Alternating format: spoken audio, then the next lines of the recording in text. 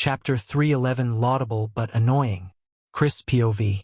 I don't see the problem with it. Hal said. They want a quieter life and to live outside the city. In return for being sheltered under our banner and our protection, they send us taxes and food. What's not to like? What's not to like is this is how kingdoms start. I retorted. When I started this, I only ever envisioned one city, a fortress that would protect us. Not some expansive kingdom with villages and towns and whatnot. I think your vision is thoroughly shot by now, Chris. You can start a project with all the intentions in the world, but with this many people involved, it was bound to get away from you. With the bastion you provide, people will seek out your lands so that they can feel safe. Especially now. Samo so helpfully commented. It had taken her a while to get back into leadership meetings after losing her daughter, but after taking a few weeks off from everything, she jumped back into it, albeit gingerly. For a second, I was scared she would end up like our grandmother and spend all her time in the greenhouse muttering about old times. I know that, but this wasn't what I wanted, I repeated. I do not want a kingdom. I do not want an empire. A kingdom grown naturally is different from one won through conquering, Vincent said. Refusing to create it for fear of what it may become is stupid and like trying to hold back the tide. I had to contain a surprised look. 1, I hadn't expected the rebuke to come from Vincent of all people, and 2, I hadn't expected him to insult me. I agree with Vincent. Abigail jumped in. It'll be a lot more work, but it will help things tremendously. If we can spread people out among villages, we can sustain a healthy growth of both food and population instead of the densely populated city center Frostheim has become. With the current growth projections, land availability and prices will become impossible to maintain. If we do this, and that's a big if, we need to consider how we will protect them. If they're going to be under my banner, as Hal pointed out, we need to consider this heavily. The order isn't large enough to spread so thin. Scouting alone will triple in size to encompass both settlements, let alone if anyone else wants to try their hand at building a village. I said. With some on the eve of D rank, we already have the manpower for that, Hal said. With every level, we become more proficient and can cover more ground. Not to mention our numbers rise by the day. Austin laughed, but as we all turned to look at him, he tried to cover it with a cough. I don't understand why this is a surprise. You had to know that this was inevitable, no? No, I don't see how this was inevitable, I said firmly. Well, inevitable if you succeeded in creating the city you planned, which, with our thriving population, I'd say you succeeded, Austin said. Everyone just looked at him until he explained. You created a population center, staked your claim in the middle of the wilderness and beat back the threats, creating a safe area for people to live. That was fine before, but now that those same people feel comfortable and aren't under threat, they will move on to things they want. To them, you are the sole ruler of this city. They all have to contend with your rules. Most are fine with that. Your rules make sense. Some won't be. They'll want to create their own or just live with the illusion of control. Even if they stay near you and rely on you for protection, they'll distance themselves so that they can feel freer, if that makes sense. He described. You make it sound like we created an HOA. Hal snarked and we all chuckled. That's not far from the truth if you think about it. Some people are willing to live in an HOA, those who want to stay in the city, and some people aren't, those who want to leave. Austin said. But most of that is beside the fact. Austin continued. Even if you didn't have the Samuel wanting to do it, you would have others eventually. If you didn't, you would have those like yourself who want to create their own bastion, as you put it. Think long-term here, real long-term. What would you do if Josh or Anna wanted to do what you did and create a city? What about one of your own children, should you have them? Expand that to those in the order you like and trust. What if Elliot suddenly wanted to stake his claim like you had? Austin said. You're saying that no matter what I say now, this problem will eventually crop up again and again? I said. No, I think Vincent nailed it on the head. You are scared of giving up control, and this refusal to see the bigger picture is because of that. Austin said. I sighed. He was right. I didn't want to give up control. I was scared of all the things that I could see happening should I do so. Samuel seemed fine, but what if something happened? What if someone else was picked to run the village and they didn't like my rules or tried to get away with things I wouldn't have tolerated here? Where they were choosing to set up was too close to leave them be. If they were further away, letting them go was an option, but not when they were within spitting distance. It was a safety risk. If things went south, maybe not immediately, but down the road I would have to fight them. It reminded me of what my father would say now. Something like, all who gain power are afraid to lose it. The bastard was mocking me from the grave. All right, fine, I announced. I knew when to throw in the towel and admit when I was wrong. If all yous are in agreement, I see no issue in this. I'll get over it. I waited for someone to disagree so that I could call a vote, but with everyone against me, I didn't have to. It was already set. Fine, I sighed. Now we should discuss his plans, at least. The dungeon he picked gives out a wide range of rewards, so it isn't that specialized. The area also isn't that defensible. We all looked at the map on the table. Samuel already had a spot picked out for his future village, and now that it was decided we would let him create it, we needed to evaluate his plans. If he brings a suitable cook with purify meat, or eliminate contaminants, they'll be able to eat the dungeon monsters. Hal pointed out.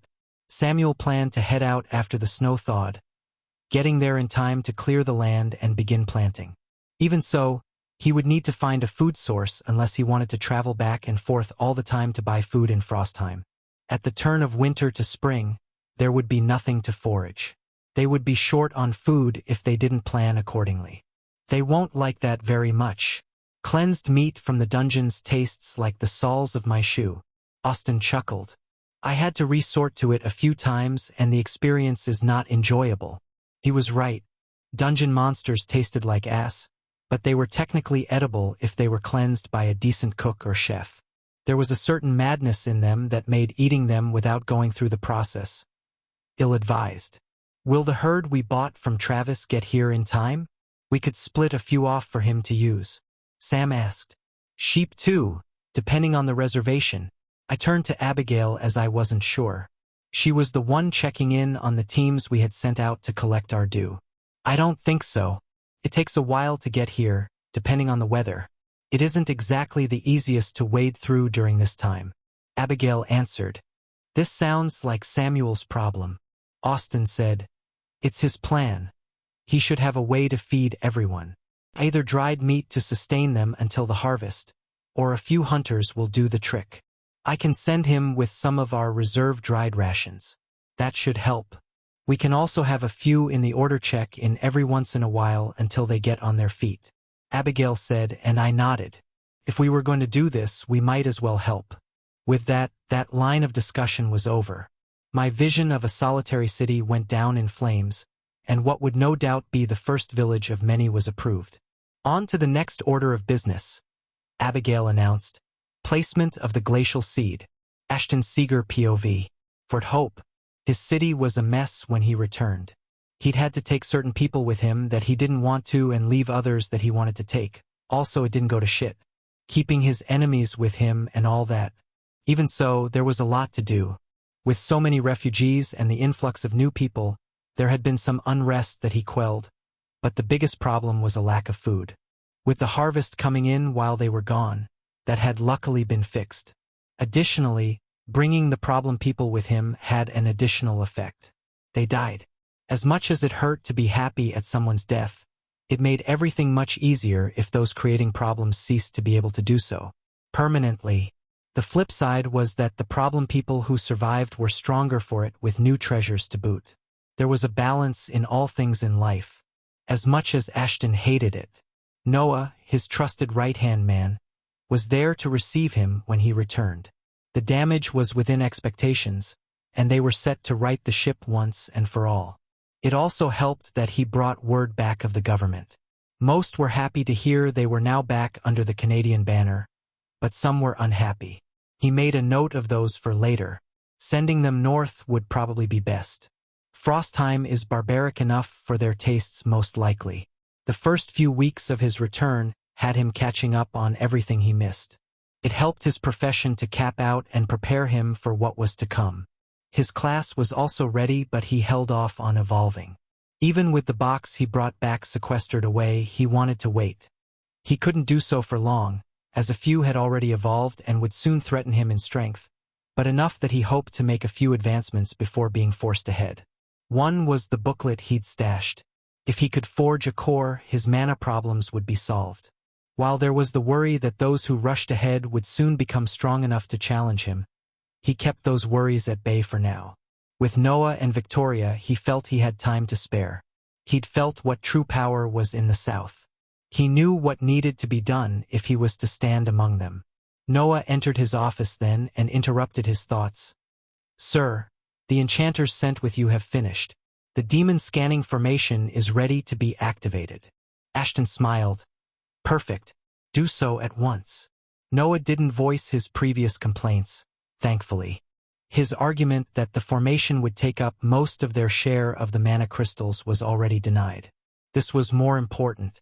The dungeon would still grow without them. With the amount of demon incidents, Ashton wanted to know if there were any summonings around Fort Hope. Spending the mana crystals to ensure that was worth it. With two already happening so close, there was a demon summoner on the loose. That much was fact. It didn't stop at one either. Other than the demons he'd fought and those that appeared around Ottawa, there were a few others at the gathering that had run-ins with them. A settlement in the southeast and one in the mountains in the west had also complained of demon problems. It was a recurring issue and one he aimed to stop. The formation was just the first step. "Has the one in Frostheim been created yet?" Ashton asked. "No, sir. They want to make sure the formation does what it's intended for before they engrave it." Noah said, "I heard the city lord is checking over it himself. Laudable but annoying. The longer it takes them, the more blind we are." "Anything else, Noah?" Ashton asked, knowing that there was more. "The path through the forest is underway, but we've run into difficulties. A dungeon break has caused goblins to inhabit the area, making everything harder.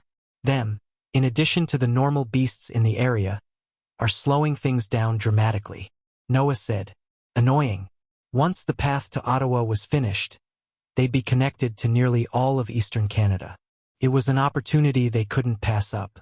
And," Noah started hesitantly, "Lakeshore has begun attacking the scouts we have near their border. There haven't been any deaths, but it is a worrying escalation. They poked and prodded while you were gone, but nothing this upfront."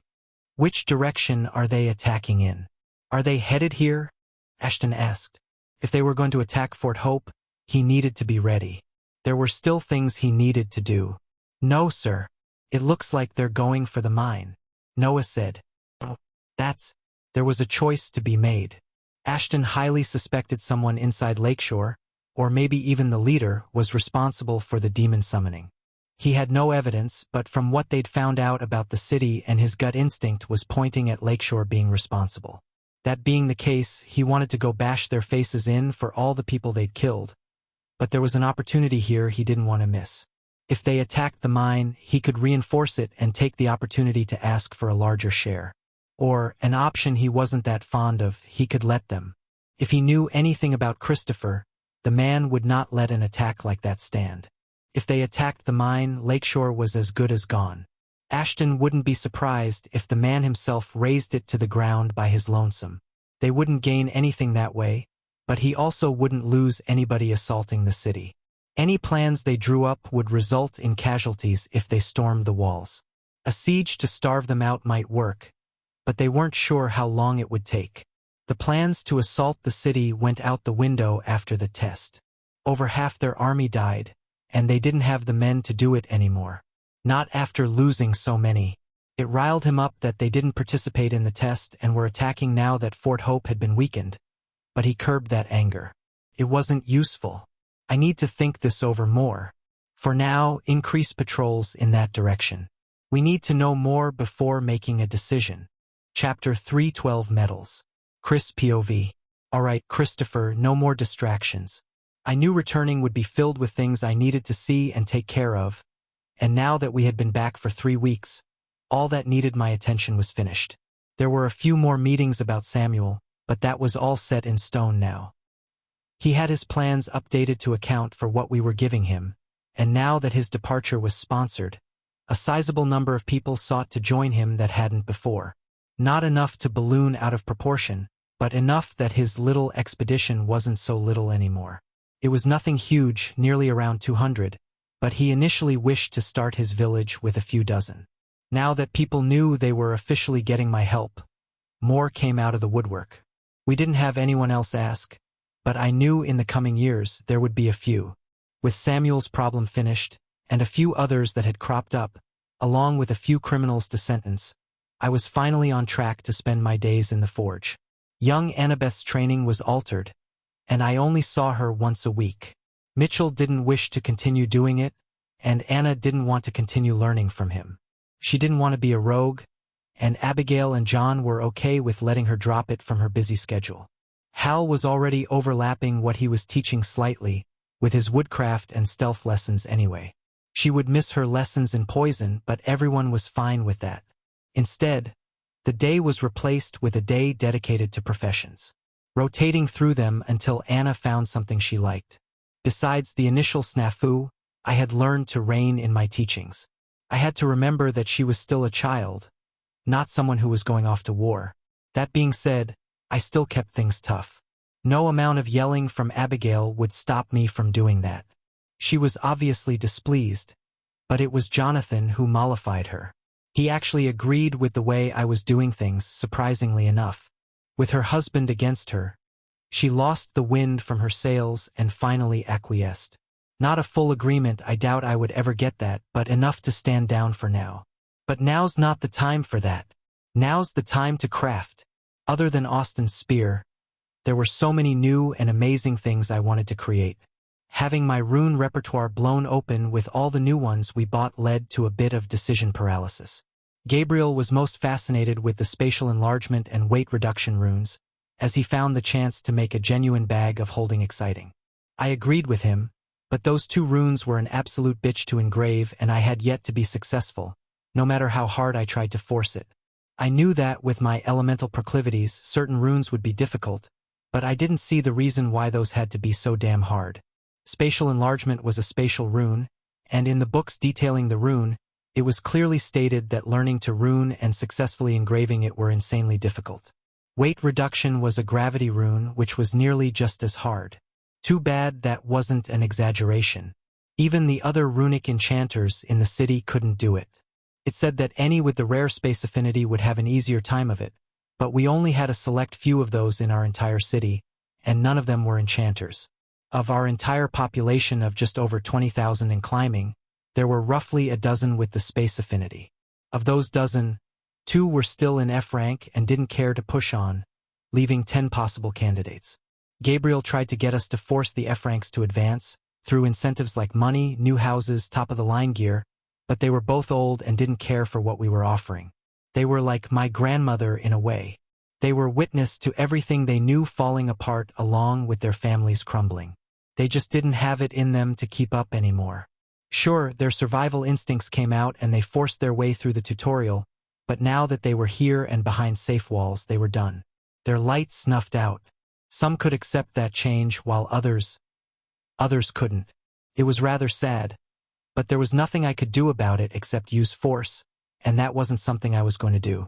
No matter how much Gabriel ranted about the possible advantages of a displacement mage or translocationist.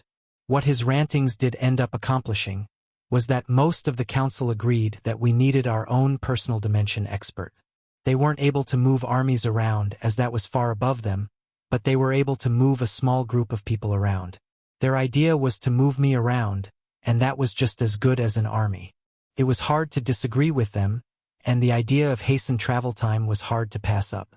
Even with our plan in place, it would be quite a while until someone could rise to a high enough level to accomplish it. The only downside was that whoever we chose needed to be ironclad. The possibility of betrayal from someone in that position was too high. They could say they were sending me one place and send me somewhere else completely.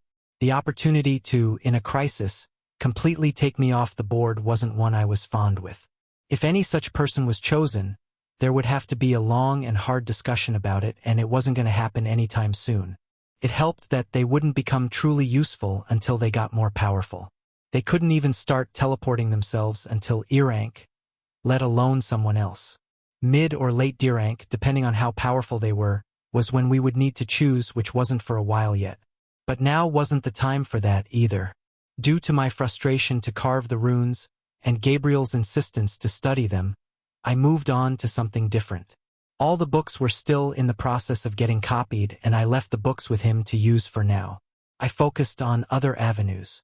We just received a veritable boatload of information, and not a small portion of it was on smithing and enchanting. Vincent and I had a lot to study after we returned, and I was trying to make the most of it now. Various metals all had runes that they were geared towards. Similar to how humans had an affinity for certain runes, so too did metal. It was quite alarming to realize how much we still didn't know. I had been slapping runes on metal for over 2 years now, and I hadn't felt anything off. I had just been choosing the metal or alloy that fit the person's affinity most so that when they used skills through it, their mana didn't find any resistance. Unlike a staff which was made to amplify the mana that passed through them, the best I could hope for was non-interference. Without a crystal or beast core as a focus, weapons would never amplify. At least not yet. Not until I became a better enchanter. Most metals could still hold any enchantment, but some were better at it than others. We mainly used iron or its affinity derivative. Cold iron, flow iron, blaze iron. It was added to its coal counterpart and eventually made into steel. Nearly every weapon Vincent or I forged was a variation of steel. Austin's spear notwithstanding.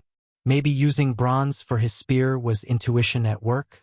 Bronze held light and solar enchantments much better than steel did. Still, after parsing through the books, I returned to the basics to rework my understanding from the ground up. I even omitted aligned metals so I could focus back on the neutral. For hardness and durability enchantments, titanium was best, but steel came in second. Titanium wasn't that easy to find, and not even our metal dungeon dropped it regularly. I hoped that some of the metals we got from Jayla would include titanium, but I wasn't holding out hope. For lightness or weight reduction, aluminum was best, but I didn't see how that would help me now. I wasn't going to be making weapons and armor out of aluminum anytime soon. It just wasn't strong enough, no matter how powerful a durability rune you put on it. Runes amplified what was there, and aluminum didn't have a lot of strength to begin with. Silver and gold both excelled at mana conduction and being used as inlay for formations. Copper, ironically enough, excelled with malleability and thermal conduction. Added to tin, which had similar ductile properties and corrosion resistance, it created bronze, which held both heat and cold runes pretty well. Overall, the oddest of all the information I gained was that pewter was best used for acid or poison runes. They weren't the most resistant to it, as that honor fell to iridium, but they were most in line with it. I had never even heard of iridium until reading through the metallurgical books. Lastly, of the important metals, lead was best known for mana capacitance. Usually, I matched the person's affinity to the metal and then used whatever runes I thought best. For Austin, that was durability, piercing, and radiance. I just so happened to luck out that bronze held the radiance rune well. Steel would have been better in terms of durability, but Austin was fine giving that up for more power. He usually coated his weapon in mana from skills already, giving it a decent boost in strength as a side effect. While taking a step back, studying and relearning what I thought I already knew, my profession took a bit of a hit. A part of me wanted to blaze ahead, pounding out weapon after weapon so that I could evolve, but I knew that wasn't the right way. If I was going to do it, I needed to do it right.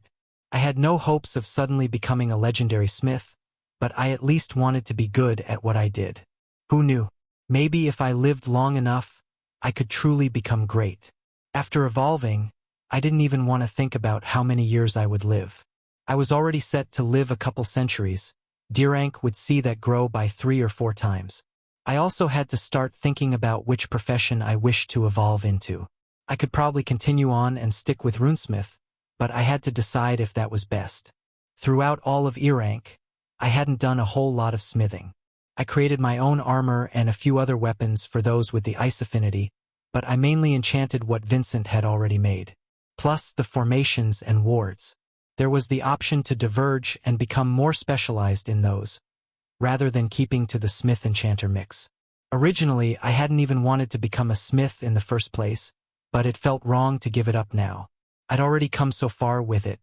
Also, I'd come to enjoy it. Smithing was pure creation, while most of enchanting was enhancement or alteration. Not that such a thing was bad, it was just that with all the destruction I took part in, it felt good to create for a change. The small ease to my conscience wasn't going to stop me from switching, though, if that was what I decided to do. It would take some thought, and I was in no rush. I wouldn't be gaining my last levels quickly, especially at the pace I was going. Pure, neutral iron deformed under my hammer, and I felt the vibrations flow through me. I'd replaced most of the parts in my forge by now, and it was a far cry from the setup I was working with in the tutorial. My anvil, a hunk of pure, cold-treated steel, sat upon a slab of condensed granite. The granite had been infused with Jonathan's spirit and enchanted to improve its already insane hardness. It was the best I could do to keep the vibrations contained and bouncing back.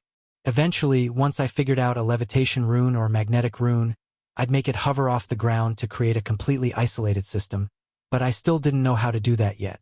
I'd also be able to filter out the interference from my anvil and granite stand, which would let me feel the metal better. Sometimes, I kicked myself for choosing such a difficult way to forge. The iron wasn't mixed with any coal, and it wouldn't be getting any from the fire either. I wanted to work with the pure metal first before I went ahead and added things. The final product would suffer, but that wasn't the point. The point was to learn. Metallurgy tickled the back of my mind about what could be added to change the iron's properties, but I ignored it. Instead, I pushed the skill to show me what I was working with. Most of my profession skills were for enchanting, but I still had a few that were for forging. Maybe I should buy a few. Vincent would be able to tell me which ones were worth it. My hammer, a much smaller and more manageable one than I usually wielded, slammed down once again. My mind flashed with blood and gore, but I pushed it away. Inhale. Exhale. The metal took effort to form. It wasn't cherry red and malleable. I was doing things the hard way, and it was with a certain satisfaction that I forced the metal to my whims with pure, unaided force. It was similar to fighting if I thought about it. Heating the metal and making it easier to work with would be like hamstringing an enemy before a duel. Honestly, most of my musings were rather stupid, but it was a thought I smiled at. I knew, intellectually, that heating the metal wasn't actually cheating. Still, I had to be careful to control my force. The iron I chose wasn't high grade and wouldn't withstand my full strength. Hitting it with such force would disintegrate it, and that wasn't what I was going for. I wasn't thinking about the end shape much, just feeling out how it bent and deformed under my hammer. I throttled my hits and varied how much force I used for varied effects. Every hit was different from the last. Every hit changed the metal in a different amount and in different ways. Every hit sent different vibrations reverberating through. My focus was on the change, not the shape. My endurance was high enough that the hours I had spent didn't tire me like before. By the end, I had seen all I needed to see. There were no upgrades to my skills, but I felt much more in tune with them than before. It wasn't until I set the hammer down that I realized what I had made. It was an axe. A very familiar axe. I guess I'm thinking about him a lot. Chapter 3:13 Spirits in the Air. Volwyn POV. The work to build up the local chapter of the Emporium was done swiftly and efficiently like no other. His grouping of guards, some of the best they had available for the trip, proved its worth. The instructions to not make it ugly, and don't use any weird colors were rather humorous. The Emporium used the same layout and materials in every store they built, the only difference in the quality. Higher-tier building materials on high-tier, important planets and lower-tier, cheaper materials on less important planets. That schema didn't really work here, though, as being a foothold in the newly integrated planets would set it firmly in the important pile, but with the restrictions, there wasn't a way to get the materials needed to make the masterpiece Emporium that fit its designation. Even if they somehow got the materials, they didn't have a builder good enough to use them. So it was with only a small amount of disappointment that Volwyn gazed over his new domain, made of high Erank stone and ice. It was worse than the stores he was used to, but the fact it was his more than made up for it. His eyes roved up and down the street looking over all the nearby shops and the like. The architecture here was unlike anything he'd ever seen. Not that he hadn't seen stone and wooden buildings before, but not in the exact style and certainly not in such quantity. Frost elves never used so much stone in their settlements. The cities of his home world matched what many other elf races created. More grown than constructed from the forest they called home. Volwyn smiled at the memory of the boreal forest of his home in remembrance. It was decades ago he'd last visited, but he still remembered it clearly. None of the cities of his home, which was so dominated by elves, matched what he was seeing now in Frostheim.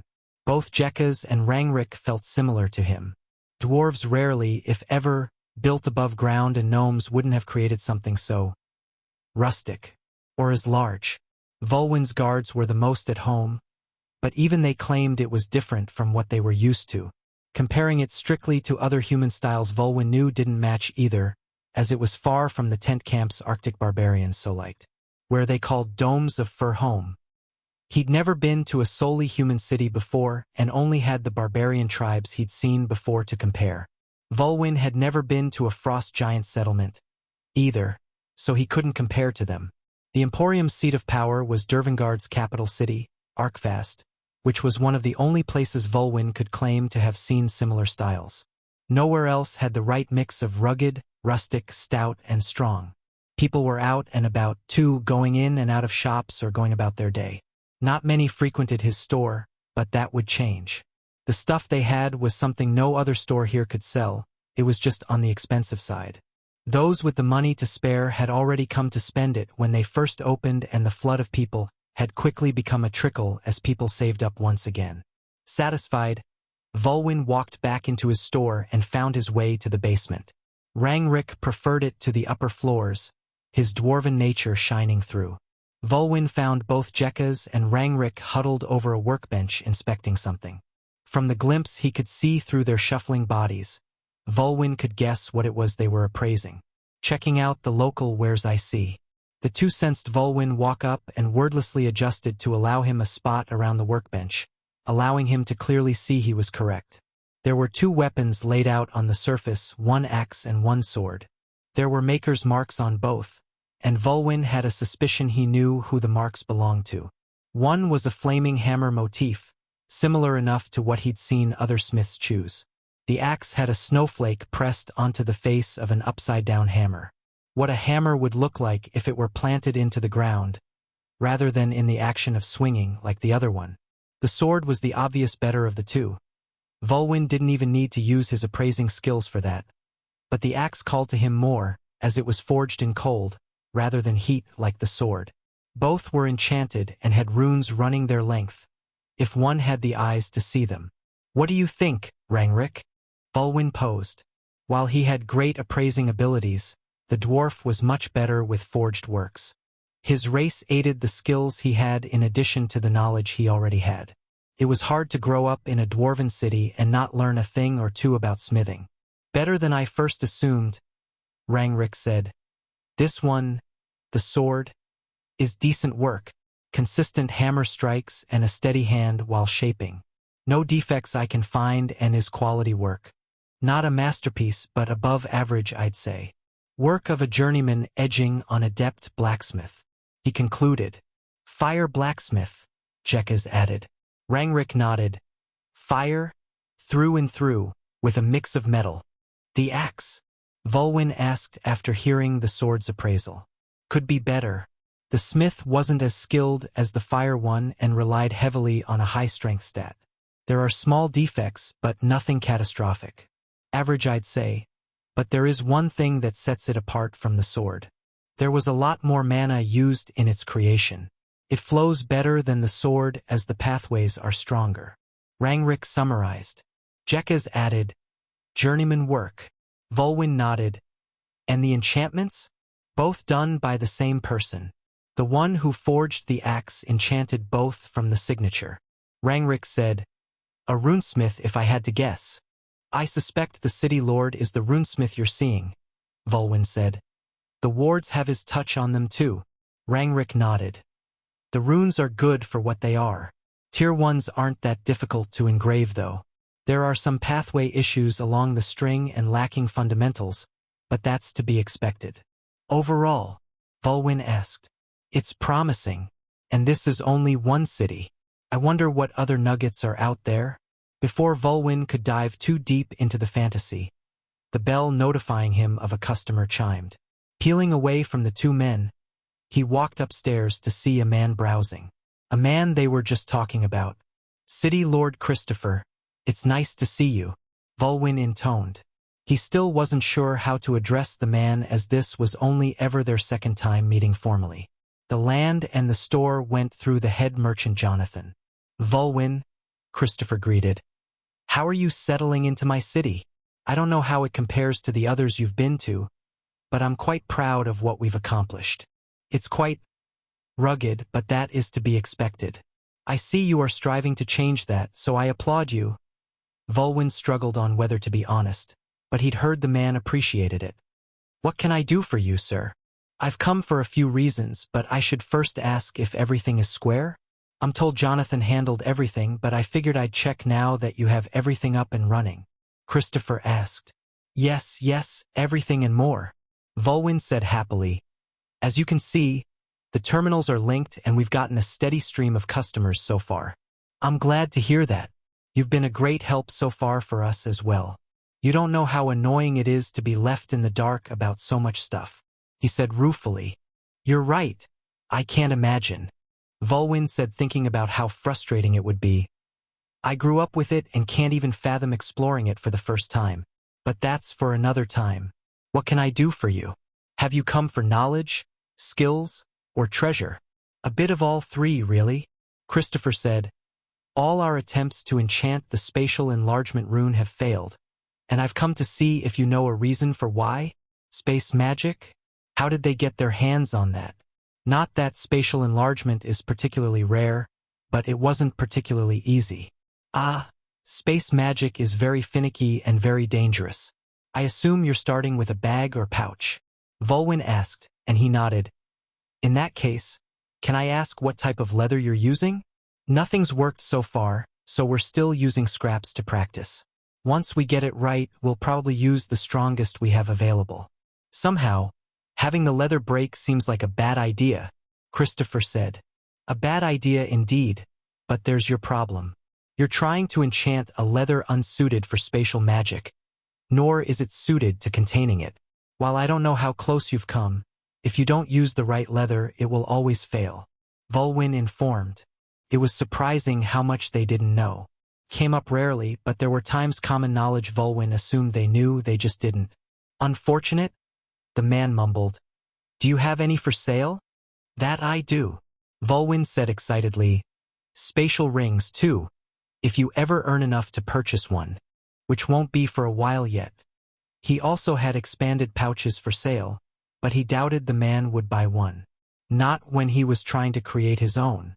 Volwyn flexed a few of his skills and connected to the terminal remotely to pull up a screen for the man to view.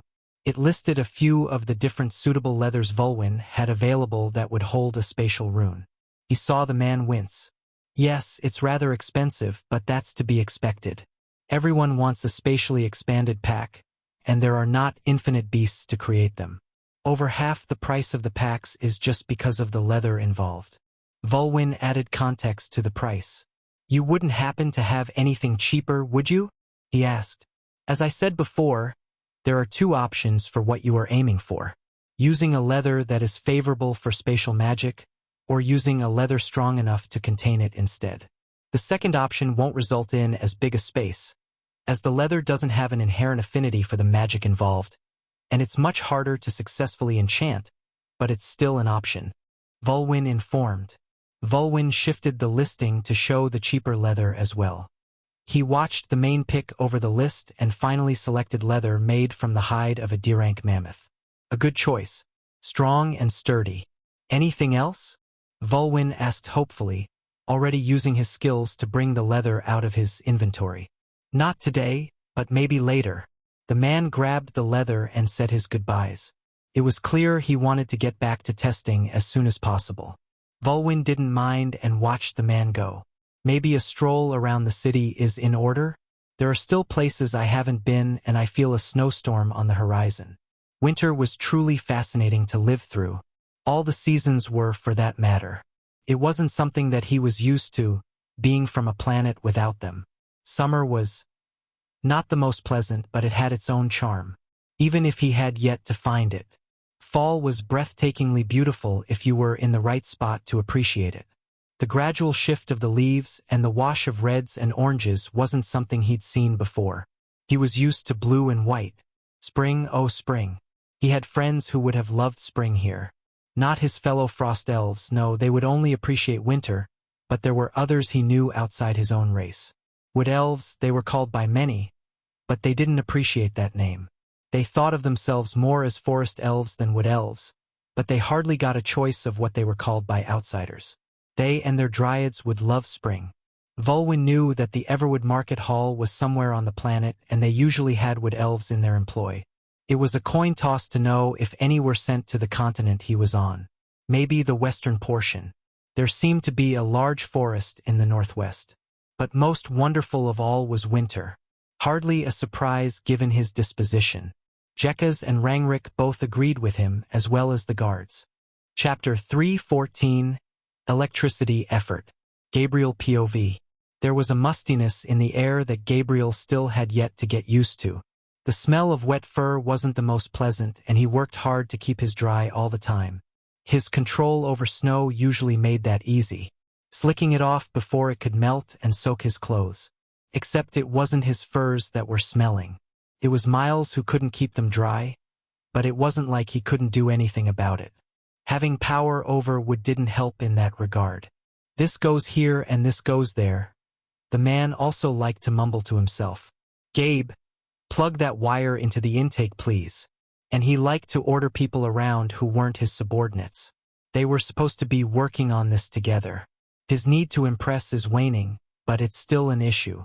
Admittedly, Miles used to be a lot worse. When he first got hired, he spent many a night working in order to have something to show for his efforts. There were also many times Gabriel walked into the workshop to find him slumped over the desk sleeping. Now that it had been a while, and he'd fought in the south, that urge to please lightened somewhat. Now it was just his own urge to figure it out that drove him, and it seemed like it wasn't any less pushy. You enchanted the catch plate and wires, right? Miles asked, stopping what he was doing to look up for confirmation. Yes, Miles. Gabriel droned. It wasn't the first time he'd asked. Don't give me that tone. I'm just making sure. I don't want it to blow up like the last one. Miles resumed his work on the mana generator. Gabriel still hated the name. It implied that it generated mana, which it did not. It took mana and converted it to electricity. A more apt name would be mana converter or mana turbine.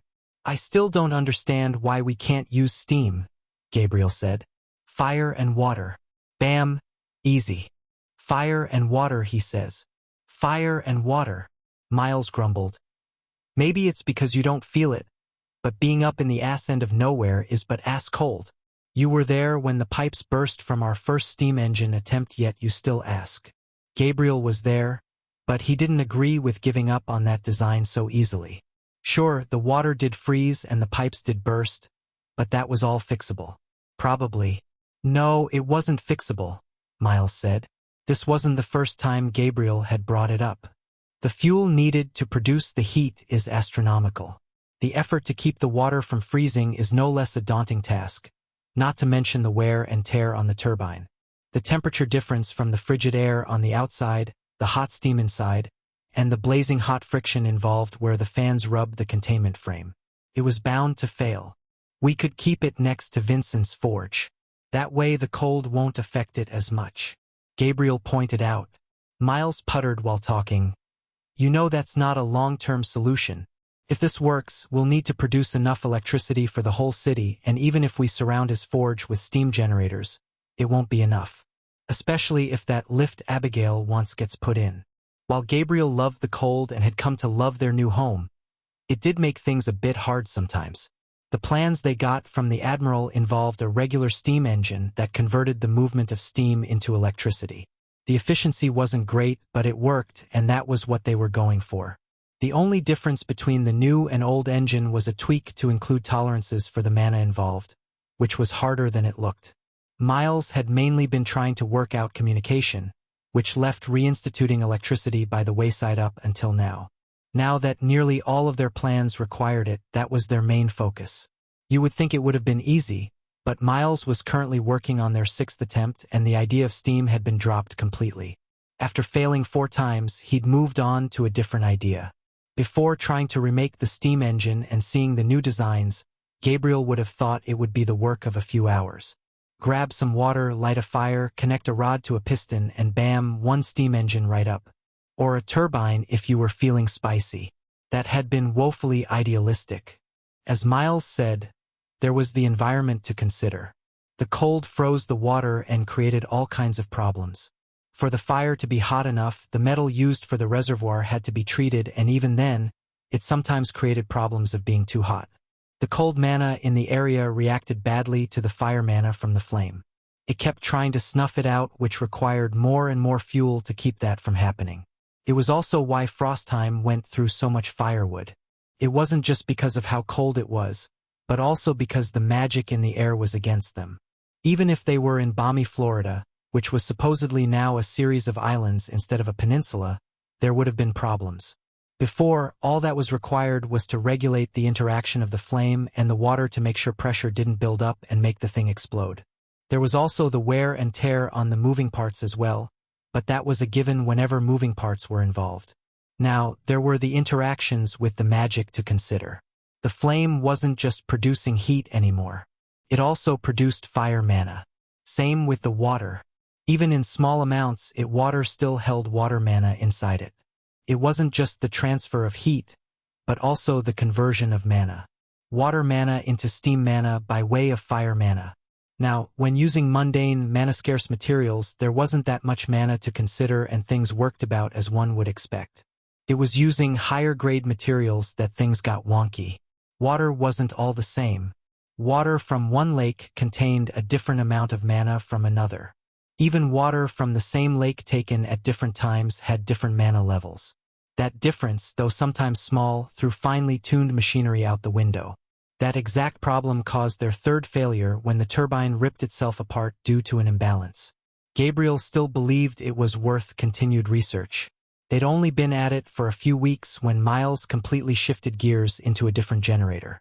This new generator, the one Miles was finishing up now, was runically enchanted and set to run completely on mana. No moving parts, no steam to consider, and certainly no turbines to get bent or warp from the temperature differential. Miles did most of it, as his profession allowed for a great leeway in his abilities, but they'd called Chris in a few times to get the runes right. Gabriel nearly had to physically pull the man away from his forge, but he eventually came around to lend a hand. Gabriel was worried for him. His brother was bottling everything up again, somehow thinking if he spent enough time in the forge, he would walk out perfectly fine one day. If only he would talk about it. The deaths played a heavy role on his brother, especially Alice and Allison. That much was clear to nearly everyone in the family, but no one knew what to do about it. Their current solution was to give him time and space, but that didn't seem to be working. He wasn't as bad now that they were home and months had passed, but it still wasn't great. There were times Chris went off with his hammer just to hit stuff. Gabriel had a feeling that it was going to get worse before it got better. Gabe. Gabe. Earth to Gabe. Miles called, breaking him out of his thoughts. What? It was coming up on a year already. 1 full year would come soon, but he'd experienced a full cycle already. His first summer was mainly spent in the muggy Southlands, but he was told it didn't get nearly as hot up here during the same time of year. While the seasons were novel and would continue to be a source of entertainment to watch them go by, there was something else that he was looking forward to, and it was coming much, much faster than he first assumed. While lately, he'd had the chance to witness the racial trait of humans firsthand, his own trait was flaring and hinting at what was to come. Elves were known for their great eyesight and affinity for magic, but that wasn't all their race was given. They were much closer to spirits than people first assumed. Spirits of all kinds, but most strongly with those that matched them. Wood elves with dryads, dark elves with shadows, and frost elves with spirits of ice and snow. Volwyn still remembered the boreal forest of his homeworld.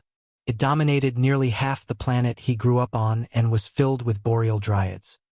He missed them dearly, and it had been too long since he'd been back. Dervingard didn't have spirits. The planet's magic wasn't aligned with them, which was a shame. Here, though, was ripe with the possibility. He hadn't seen any on his way north. No wind sprites, no snow spirits or earth sprites. Not even any infant dryads among the forests or naiads among the rivers. He'd looked and looked, but none were around. It made sense that they weren't, but he couldn't help but search anyway. He was desperate for that connection once again. To feel that spark he'd long forgotten while living and working on Dervingard. It was so easy to forget that this planet had only just started producing essence and mana. It was so thick in the air that Vulwin imagined it being around forever, even though that was far from the truth. 3 years. That was how long magic had touched this world. 3 short years. His search was bound to be empty, as even the lowliest sprite took years to first form. Once they were around, though, they would reproduce like rabbits, but it was that first creation that took time. The magic had to gather just right, the spark had to happen at the right time, and a sprite would be born. Its very presence would cascade into more following suit. There were already a few places he was watching. Unfortunately, earth and water sprites would come first. It was their nature. The wind was too erratic to have everything go just right. With the ice and snow melting seasonally, it would be a while before any of those formed. At least not here. One could form in the north, where the snow didn't melt.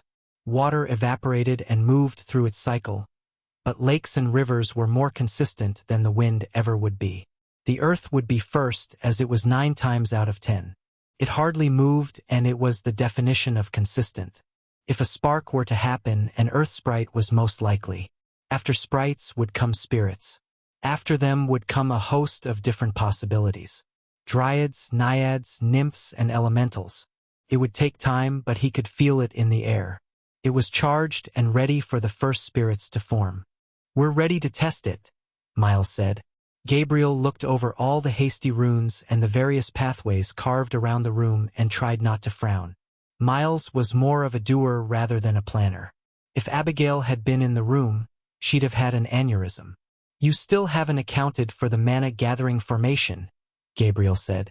Miles waved a hand dismissively. "Proof of concept comes first. How many times have I told you that? For this generator to work, it needed massive amounts of mana in order to convert it into electricity. Mana goes in and electricity comes out, with the end goal being to power the city. To do that, along with the massive efficiency loss, quite a bit of mana was needed to power everything. Their plan was to combine the generator with the formation so that the gathered mana would be funneled into the generator. Nowhere in the current markings or runes was set to connect to an outside formation. Instead, there was a plate they were going to use as the input by putting a few mana crystals on top of it. Their own mana would have worked too, but they weren't bottomless and they hardly had enough. "All right," Miles said and gave it one last look over. "Mana gets sucked out of the crystals here, follows the path down and around to here, where it then gets stripped of its affinity." Stripping mana of its affinity was easier said than done and was the first notable efficiency drop of the generator, but they had to. Otherwise, converting it into lightning mana was an absolute nightmare. The mana gathered from the air, while mainly that of ice and snow, was riddled with other affinities. Wind, water, light, solar, and whatever else was there at the time. Shoving that mixture of mana through a lightning rune was bound to fail, if not explode.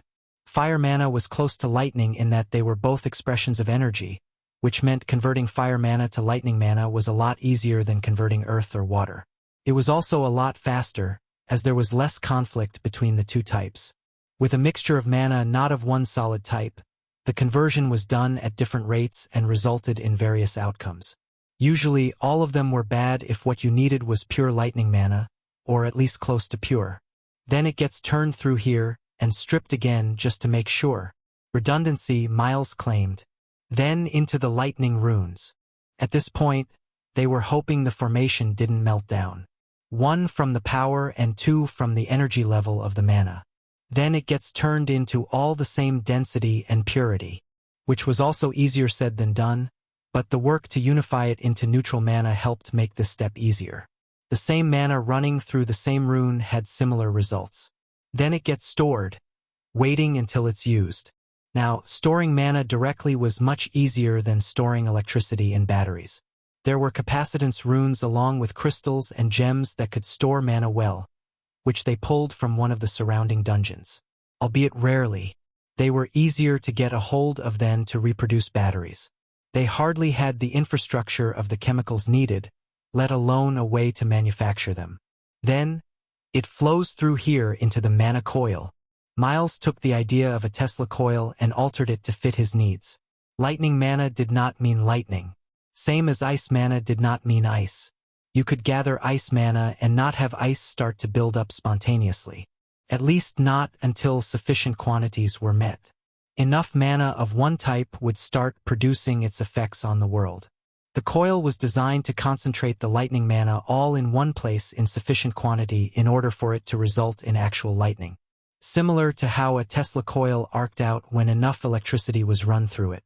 The coil would arc into another plate designed to catch it. Then it gets regulated, which was an understatement if there ever was one. The amps running through the wires had to be specific, and any alteration could either not supply enough power or fry whatever was on the other end. Enchanting the length of coil was a nightmare. The simple heat resistance enchantment took over a day, and that was after Connor had his way with it alchemically. Then bam! The light bulb works. Yes, all of this was to light a light bulb. "Are you ready?" Miles said excitedly while lowering his goggles. Even if Gabriel said no, he would go ahead and do it anyway. "Yes," he said and lowered his own goggles. This was bound to be bright. Miles placed a few large crystals on the plate, and the mana began to flow out of them and into the formation. They were lucky that the crystals held mostly neutral mana already. The mana in the air was a lot more jumbled up. The strain on both affinity strippers was light, as the mana was nearly all neutral already, and it flowed through both without issue. The mana took on a purple hue, and the air became charged after it ran through the lightning runes and was converted. The buildup of mana was palpable on the coil, and it began to glow. The mana was nearly pure energy at this point, and that started to affect things. The wires held, as that was how they were designed, but that didn't state what else happened. His hair started to stand on end. His eyes squinted as the room brightened considerably, and it began to get a touch hot. More than a touch, really, as steam started rising in the air. As it built and built, the energy signature growing, Gabriel assumed it was going to explode, just as he thought that an arc of lightning discharged into the plate a moment later. It was brighter and louder than expected, but within tolerance, or so Miles muttered. Gabriel could barely hear him over the thunderclap. The charge was captured and sent running down coils upon coils of wires, and the bulb at the end flickered again, then came a light. Yes! Then it exploded and glass was sent everywhere. A burnt toast smell saturated the room as the filament burned up near completely. No! No! No! The formation shut off and Miles took the crystals away.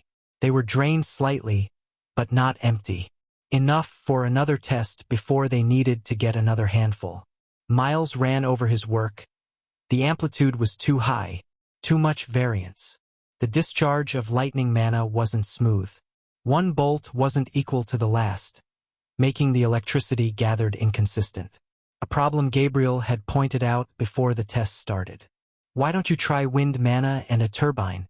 It's less finicky and destructive," Gabriel called while popping his ears. The lighting was anything but quiet. They would run into the same problem as the steam engine and would have to make sure the turbine didn't fail, but wind was steadier than lightning. They didn't have the knowledge to make a solar panel, nor did they have the materials. Miles was obviously upset.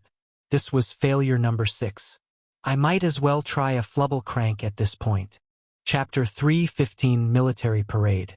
The Admiral Fitzwallace POV. New Norfolk. Marching his army back to the coast felt like time wasted, rather than time well spent, but there was nothing he could do about it. The Admiral could hardly fly, let alone teleport his entire army back in an instant. Not yet, at least. Of the events he was looking forward to the most, portals were definitely one of them. It would still be some time yet before they were feasible, let alone affordable, but he couldn't wait.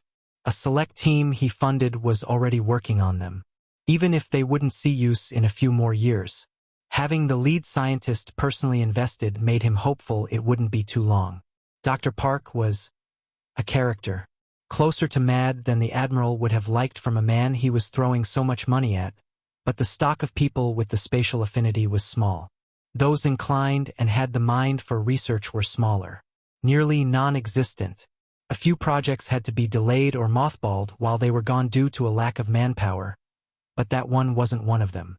Even though he had only been gone for just over half a year, New Norfolk felt like an entirely new city. One much more familiar to the one he'd spent most of his life living in. Cars, actual cars, drove around the city hauling people and materials to where they were needed. They did say production was up and running before I left. I just didn't expect there to be so many. Things are getting back to normal. While the Admiral was at the head of the procession leading into the city, the alien merchants were not that far behind him. Fitzwallace wanted to keep them close if they tried anything, but they hadn't. Nothing except sales pitches and hawking their wares. A hint of pride betrayed him as he turned to take in their response to his growing city. He used to not think like that the city was his, but he was coming around to the idea. New Norfolk would look a lot different if he weren't there. Still, a moment of vanity aside, the merchants were noticeably perplexed while taking in the sights. The group was small at just under a dozen, and nearly all of them took in the passing cars in wonder. There were two, though, who looked at them oddly, like they had seen something similar before but not the same. Do they have cars on their world? The lead merchant, the Fitzwallace hesitated to call him a human, man was one of the more surprised of his grouping. Based on his coloring and slightly webbed hands, I figure he's partly amphibian. Hardly a place suitable for cars. As much fun as it would have been to take the merchants around and show them some good old American hospitality, that honor fell to another. Usually it would be the job of an aide or secretary of some kind, but that wouldn't cut it. With the guards accompanying the merchants now in the D-rank, someone of sufficient power was needed to show them around safely. Of his elite teams the Admiral so painstakingly put together, only a few were still intact. Of those, fewer still had healed enough to take on the job. Being on the front lines had put them in the thick of the danger. Those who survived came out much worse off than those stationed elsewhere. They have to be mentally stable as well, can't forget that. Priscilla was out of the question. Losing her entire team devastated the woman, and she wouldn't be ready for a while yet, if at all. Gonzalez would just as likely cause problems as he would get the job done. Not to mention the bear of a man was still recovering. Hendricks? His hand was regrown and he should be in the best physical shape. Most of his team made it out too, so there shouldn't be any lingering issues. Besides the obvious of watching thousands of people die. It wasn't the man's first war and he'd power through. He motioned for one of the runners following after him like ducklings and gave him the order. Have Hendricks lead the merchants around and show them where they will be staying. The runner nodded wordlessly and ran off to find the man in question. He'd been in contact with the city regularly through the formations and everything was already set up and ready for the merchants. They could tweak the building to their liking if they so wished, but it was already livable. It had running water and electricity, if the aliens cared for things like that. The Admiral wasn't one for showy military parades, but he knew the value in them. For both his men and the populace. That didn't mean he liked them, though. But he did his duty and marched through the town being showered in cheers. The entire city already knew what had transpired and were out to show their support and congratulations. Everyone felt relief knowing they were safe from invasion for another decade. Well, that wasn't entirely true, now was it? There were whisperings and talks of demons, but that wasn't anything the Admiral had dealt with.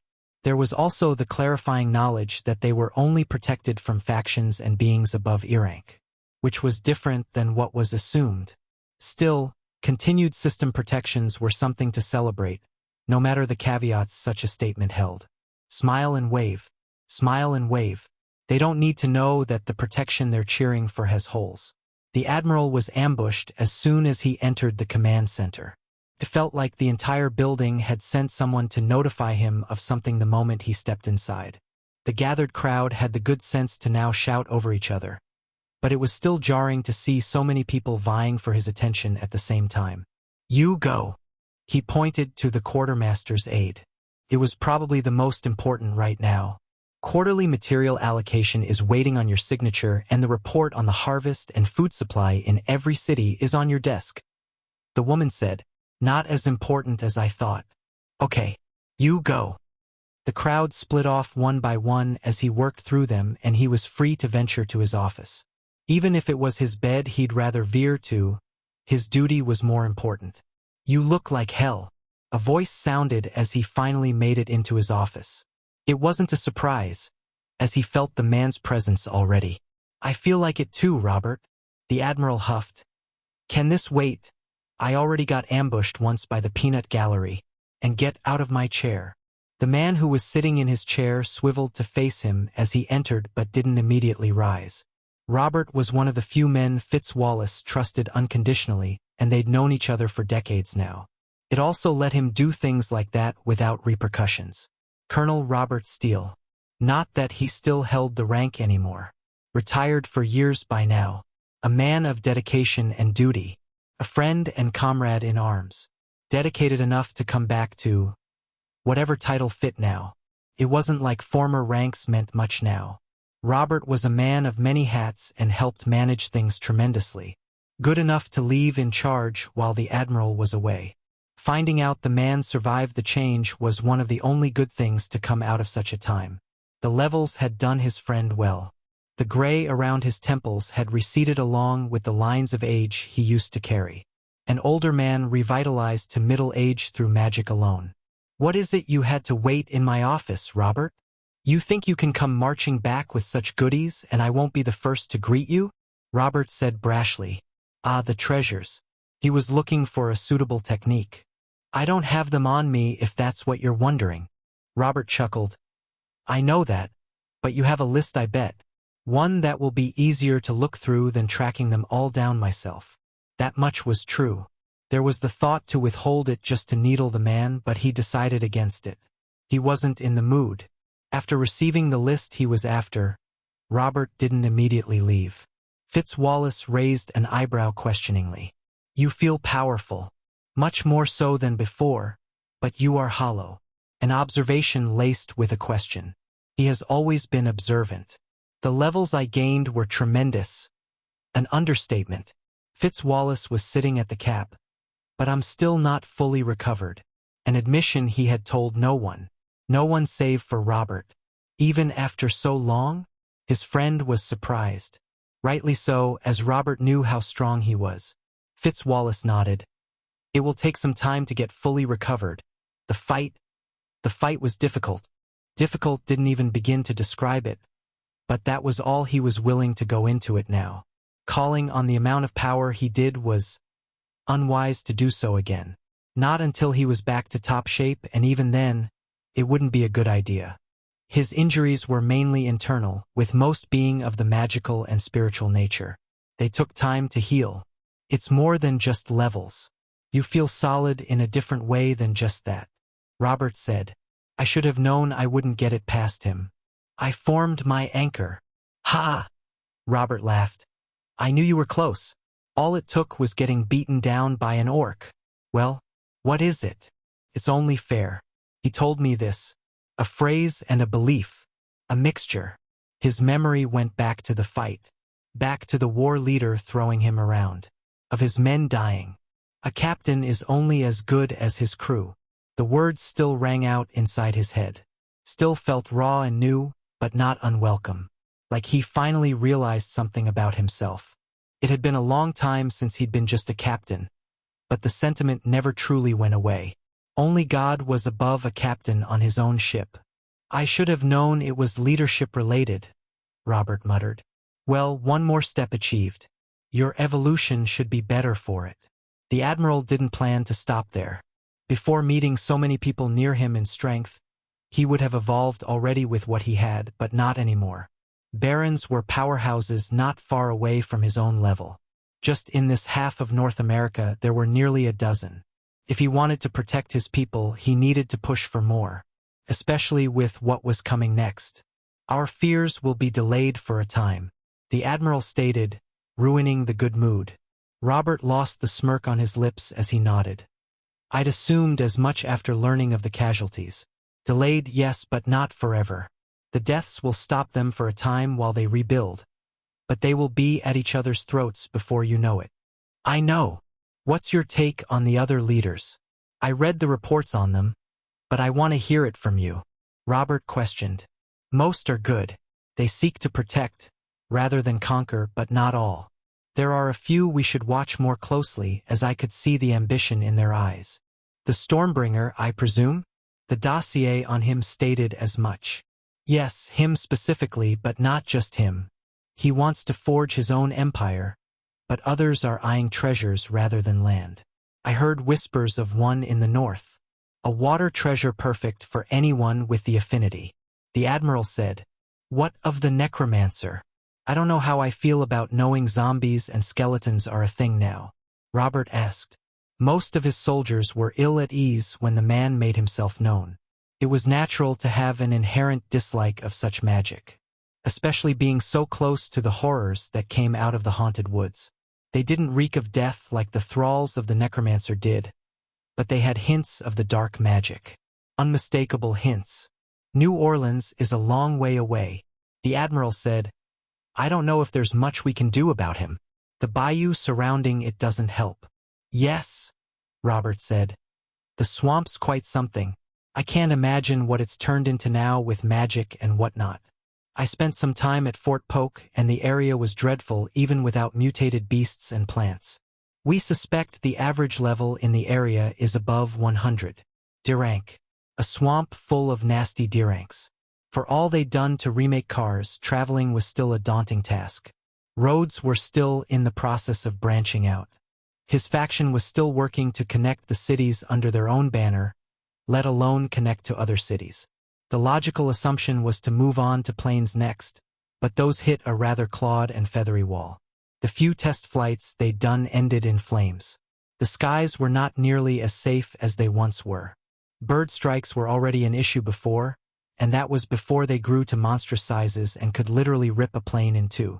Helicopters were safer, if only because they were more maneuverable and there were openings to attack out of. Gunners to both kill the birds and keep them away from the aircraft were necessary in some areas. The shores were rife with mutated seagulls and other such beasts, leaving flying over them or through them. Not the best idea. The swamp would no doubt have its own aerial defenders. The ocean was the next best, but that was even worse than the air. The monsters of the deep that they sometimes ran into were frightening and more often than not led to a sunken end. Even some of the elite teams the admiral deployed to keep the ship safe didn't work that well. Hendricks and Priscilla working together still had troubles, and they were two of the strongest team leads he had.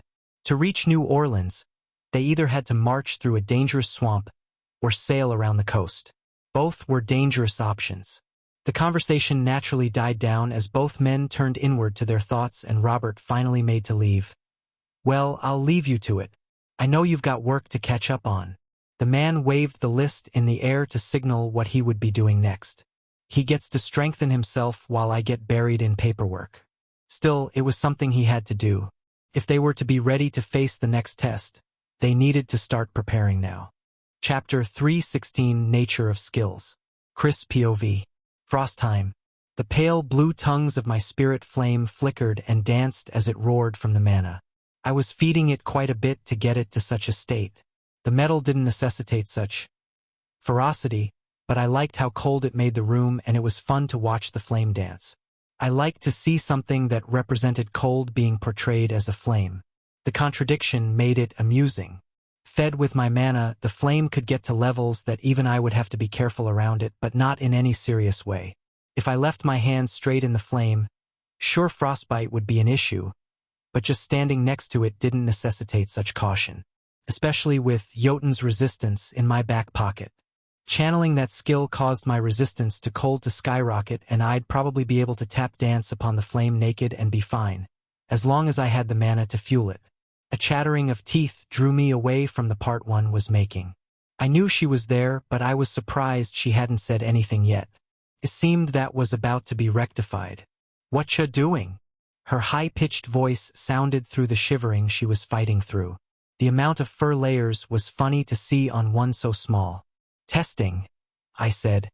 I knew it would result in follow-up questions, but it was sometimes fun to force her to ask. The frustration it caused her. Testing what? My skills. What skills? My new one. Which new one? Hammer reverberation. What does it do? She asked. It was at this point I couldn't keep giving short answers to annoy her. It would only make things harder on myself. Instead, I thought a demonstration was in order. Watch, I said. I had been at this for a few days and acquired the skill months ago now, but it was still a bit finicky to get right. It was by far one of the more technical skills I had. Hammer reverberation. Said that it took the force of my strike and spread it out, but it never specified how. My initial testing just to see what it did resulted in something disappointing. I was in the middle of a field at the time using my recently remade Frostbound hammer, instead of the smithing hammer I wielded now, but the skill worked on all hammers. It didn't need my bound hammer to work like Shattering Hammer and Frozen Rift. That function was what I was testing now, but that could wait. During my first test, I used pure force and swung at the ground while channeling the skill. I wasn't sure what to expect, and it wasn't like the skill prompted me for anything, so I just went for it. A similar strike would have exploded the ground and sent dirt careening everywhere, as the force I used wasn't small. The shower of dirt I expected never came, and instead, a wide circle around me compacted a few inches. There was no explosion of force, no hole in the ground. The head of my hammer felt like it tapped the ground and everything around it compacted. It had spread the force out over such a wide area indiscriminately, making the strike useless, which was a problem. I wasn't in the business of giving monsters forceful hugs, which was what the skill had done to the ground. The skill needed wrangled, and wrangle it I did. At times, it made sweeping snow seem like a cakewalk, but I pushed through to get a handle on it. I wasn't going to give up on a skill that had such potential. I was about to show Anna the height of my practice and mastery, but she didn't know that. All she knew was she was about to get a magic show. The girl followed me over to a workbench, and I raised my smithing hammer to demonstrate. My mana fueled the skill, and my hammer came down. As it did, 4 other hammers shimmered into existence around the workbench. All 4 were made up of my mana and stamina, which caused them to glow a pale blue and leave a line of gentle frost in their wake. Each appeared over its own spot, and each descended in time with the others, mirroring the smithing hammer in my hand. All at once, the smithing hammer, along with 4 pale blue phantom hammers, impacted the workbench in 4 different places. One high-pitched ting resounded from my metal hammer, matched with 4 equal thuds from the phantom ones. 4 spots around the workbench frosted over. The skill was formed from my mana, Arctic mana, which was inherently cold. I could keep it from imparting a chill to whatever I hit, but it was needlessly complicated. I usually didn't care enough to take that step. If I was going to hit something, I usually didn't care if I chilled it too. Anna's eyes sparkled in excitement upon seeing the skill. That's so cool. How many can you create at once? That depends, I said. How precise do I need the blows to be? The more precision required, the less I can create. There's also the power involved. That was just a normal swing without any skills added. The more I pump into it, the harder they are to control. If I left the skill to its whims, it would just spread the force out unhelpfully thin. The hammers were my idea to limit how far the force was spread, so that it never fell so low to be useless. A mental image to direct and control the spread of force. Gabriel helped, as he was most knowledgeable on how to manage skills and push them to do what you wanted them to do, and it took a lot of effort in the dungeons testing it. I hoped to get to a point where the hammers weren't needed at all and I could direct the skill without the visual aid. A part of me liked them, but learning to spread the force without them was the obvious endpoint. Do it again, she said, and giggled when the hammers came down for a second time. She liked to see the different skills we all had, and I was happy to oblige her. Her face turned thoughtful as she looked at the frosted-over table, and I waited for her to think it through. Wait, isn't that a class skill? I was wondering when she would catch on. All of the children in Frostheim were taught about what we knew about the system. Classes, professions, levels, essence/experience. It was one of the few times we held nothing back. Knowledge was given freely of everything we knew. The youth were the future. A good foundation now would lead to a pillar of strength for centuries, with longevity being what it was. They knew profession skills and class skills did not mix, which was the nature behind why I was testing hammer reverberation here. It is, I answered. But I thought. Yes, I know. You were told class and profession don't mix. We were told a lot of things, but I couldn't help but test it. I said, don't always trust what you're told. Admittedly, I was trying to brute force it more than anything. The limitation was annoying, to say the least. It didn't make a whole lot of sense to me that the two were so separate. They were both my skills. Why did I only have access to one set at a time? It was in the nature of the spirit that the reason was found. That and how skills worked on a base level. Gabriel was a lot more knowledgeable about such things and could go on and on about the details, but I'd learned enough from him to understand it for myself. When a skill was learned, it imprinted a skill matrix inside your spirit. There were other names for it, but matrix fit, so that was what we went with. It was similar to a rune or formation, but different enough that they weren't the same. Two different languages. Way back when, during our initial introduction to this system, the guide told us that there was a limit. I remembered its words nearly exactly. The spirit can only hold so many skills per tier before it becomes strained, the guide said. Outside of the 6 skills acquired through improving class level, on average only 4 or 5 more can be gained while in the lower tiers. Spirits grow with time and training, but can be slow. It was through meditating and looking deeper that I found the skill matrices Gabriel talked about. It also highlighted how much space there was, or how many skills would fit before my spirit was strained. It also clearly denoted which was which when it came to class versus profession. They were very clearly separated and grouped together. The total size for both areas was the exact same. The portion dedicated to class skills was more filled out than the profession side, but it was curious that they were equal. I'd spent a lot more time on one rather than the other. The rarities of the two weren't even the same, yet the size was. The reason was obvious in hindsight. It was also why only one set could be used at a time. The areas dedicated to class skills versus profession skills were two sides of the same coin. Only one could be active at a time. It was stupid, it was frustrating, and it was dumb. Every time I tried to channel, create weapon, while also using hammer reverberation, it ended in failure. To use one, I had to stop using the other. It didn't matter which I started with, the other wouldn't activate while the other was in use. It was a shame, too, because I could see so many uses for hammer reverberation to be useful in smithing. Trying to straddle both sides and channel both only resulted in pain. Neither skill would activate and it felt like I was tearing my spirit apart. Pain was usually an indicator to stop, but my stubbornness knew no bounds, which only resulted in greater pain with nothing to show for it. I was slow to learn, but I eventually caved and stopped trying to force it. My testing now, which Anna walked in on, was seeing if switching back and forth quickly was an option. Like I was playing with the light switch. Did it work? Anna asked. No, I said. Not well, at least. Anna was quiet then. Well, as quiet as she could be with her teeth chattering away.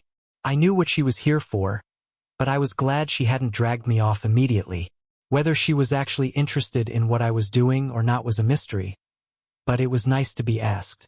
Come on, youngin. I tapped her on the head. Sorry for making you wait.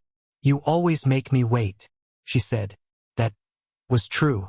I was getting caught up with my work more and more. It didn't help that I had a skill choice looming over me I still hadn't decided on. But that was for later. Now it was her time, and I'd already taken enough of it up. I heard you got a fancy new style. I poked her in the side. Are you gonna show me? She nodded happily and skipped off ahead of me.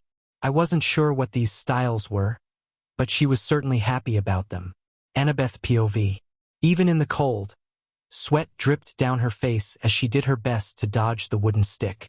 It wasn't the first time they had done this drill, but every time she felt like she was getting a handle on it, Uncle Topher would speed up. It was unfair, but her complaints were ignored. Well, they weren't ignored but more like outright dismissed. Your enemy doesn't care about fairness. There is no fairness in battle.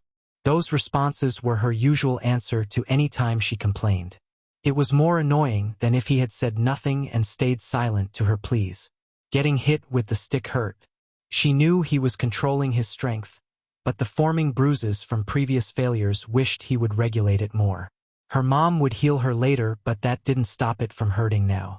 Every time her foot touched the ground, pain lanced up it from the hit on the shin she took at the start of the drill. It made moving all that much harder, and a hit to her ribs and forearm was the result of her expecting him to go easy on her. He never went easy. There were days when she wanted to quit, to never show back up. But every week she found herself dragging herself over to his forge to drag him away from some project. He was busy with something and didn't like being interrupted, but Anna dragged him anyway. At this point, she kept a pile of furs outside his door, just so she wouldn't have to run around gathering them up if she wanted to step inside. His forge was better than Vinny's, but it was still too cold. Her mom said she would get comfortable with it after getting her system, so at least she had that to look forward to. Even though training with her uncle was by far the most painful, it also was the most exciting. She felt like she got the best experience out of a day with him than all the others combined. Mana training was boring. She'd gotten better at seeing the colored lights, but not that much better at moving them. She could do it, which was more than she could say a few months ago, but not very quickly. Whack! Ow! She exclaimed, trying not to rub her arm where she had been hit. You were distracted, Topher said. Her rebuttal was left unsaid, as that would only make things worse. You're not even teaching it right, Anna said. Instead of disputing, she was distracted. The wooden stick finally halted. Bah, when I learned we didn't have any fancy styles. What even is this wolf sword style anyway? It was a present from her dad. When they first allowed her to train, Anna had assumed she would be picking up a sword right there and then. That was far from what really happened. Her dad forced her to train her body before picking up a weapon, and when he finally did, he made her start with the shield. Chris, though, at least let her hold a sword, but that wasn't weapons training. That was stand there and get hit while liking it. The times she complained, the answer she got was, you need to learn instincts. That was how I learned, and that is how you will learn. Pain will teach you like it taught me. Pain wasn't a very fun teacher. Took a while, but her dad finally caved and brought her to the alien merchants. They were cool to look at, but that day she was focused on something else. Sword styles. A few in the order had bought them, and her training with Hal was what showed her such a thing was even possible. Anna still wasn't sure what her weapon of choice would be yet, but the sword styles looked cool, and after begging, she got her wish. If you would read it, you would now, she complained. He was always too busy in the forge lately. It doesn't seem to be helping you, he commented dryly and twirled the stick in his hand. She grit her teeth and refused to comment. That's because you use too much strength. She also hadn't been learning it that long and was still new to it. Being put under pressure didn't help. She knew he was doing it on purpose, but she couldn't help herself. She launched at him wildly and swung her stick as hard as she could right at his face. Chris stepped to the side, dodging the swing. The next thing she knew, her back stung and she was toppling over. Her back throbbed and her hands and knees didn't feel good scraping across the snowy ground. But she got up anyway. I think that's enough for today, he finally said to her relief. Why don't you bring me this wolf-style book so I can read it? Oh, thank God. Chapter 317, Well-Laid Plans. Chris POV. Frostheim. The expansion is going well, and the first stage should be completed in a few weeks. Abigail listed from her sheet. Are you any closer on the elevator research? I'm getting there, I said, holding back a sigh. It honestly wasn't on the top of my list of priorities, but I wasn't going to tell her that. Miles will have better luck than I will. Abigail scoffed. You really think his living gondola will work? Hell if I know. Doesn't hurt to try. Miles claimed that an easy way to facilitate travel up and down the cliff face was through a living gondola. He proposed finding a vine or creeping plant and growing it into a sort of lift to bring people up and down. It would require nature or plant mages to run, but it wasn't that far-fetched of an idea when you thought about it. I'd trust an electric elevator over plants. Abigail was against the idea. We also don't have a lot of nature mages, and those we do are focused on planting. Her eyes searched through the meeting room filled with the entire council to find Phillips. He was in charge of most of the expansion effort and was our head builder. Philip, how goes the rollout of electricity? That was a milestone everyone celebrated. Miles and Gabriel had finally cracked it. Took nearly 8 months since returning, but it was nice to have the win. With most of my crew held up with the expansion effort, the rollout is slow but moving. Being able to sink the wires into the ground instead of ripping everything up is perfect. Philip reported. I had long gotten used to his accent, and even the occasional French word he used didn't trip me up anymore. I wasn't actively learning the language, but passive exposure was doing something at least. Philip wasn't the only French Canadian in the city. We have yet to come up with how we are going to pay for it. Yet you're already moving on to implementation? Hal complained. I don't see why we can't use meters like before, Sam proposed. Charge based on how much they use. We don't have nearly enough meters to put one for every household. We only have a few and they were meant for testing, not to track usage. Vincent said. He was the one in charge of making them. Well, telling people to make them. He didn't make them personally. As I said before, that isn't important right now. This is a big thing and should be pushed out as soon as we have it. It will raise morale and give people something to be excited about. Abigail loudly cut off further conversation. Not to mention extremely useful. If we have to, we'll just eat the cost until we have something set up. With Miles working to refine the process, it should become cheaper to generate. She continued.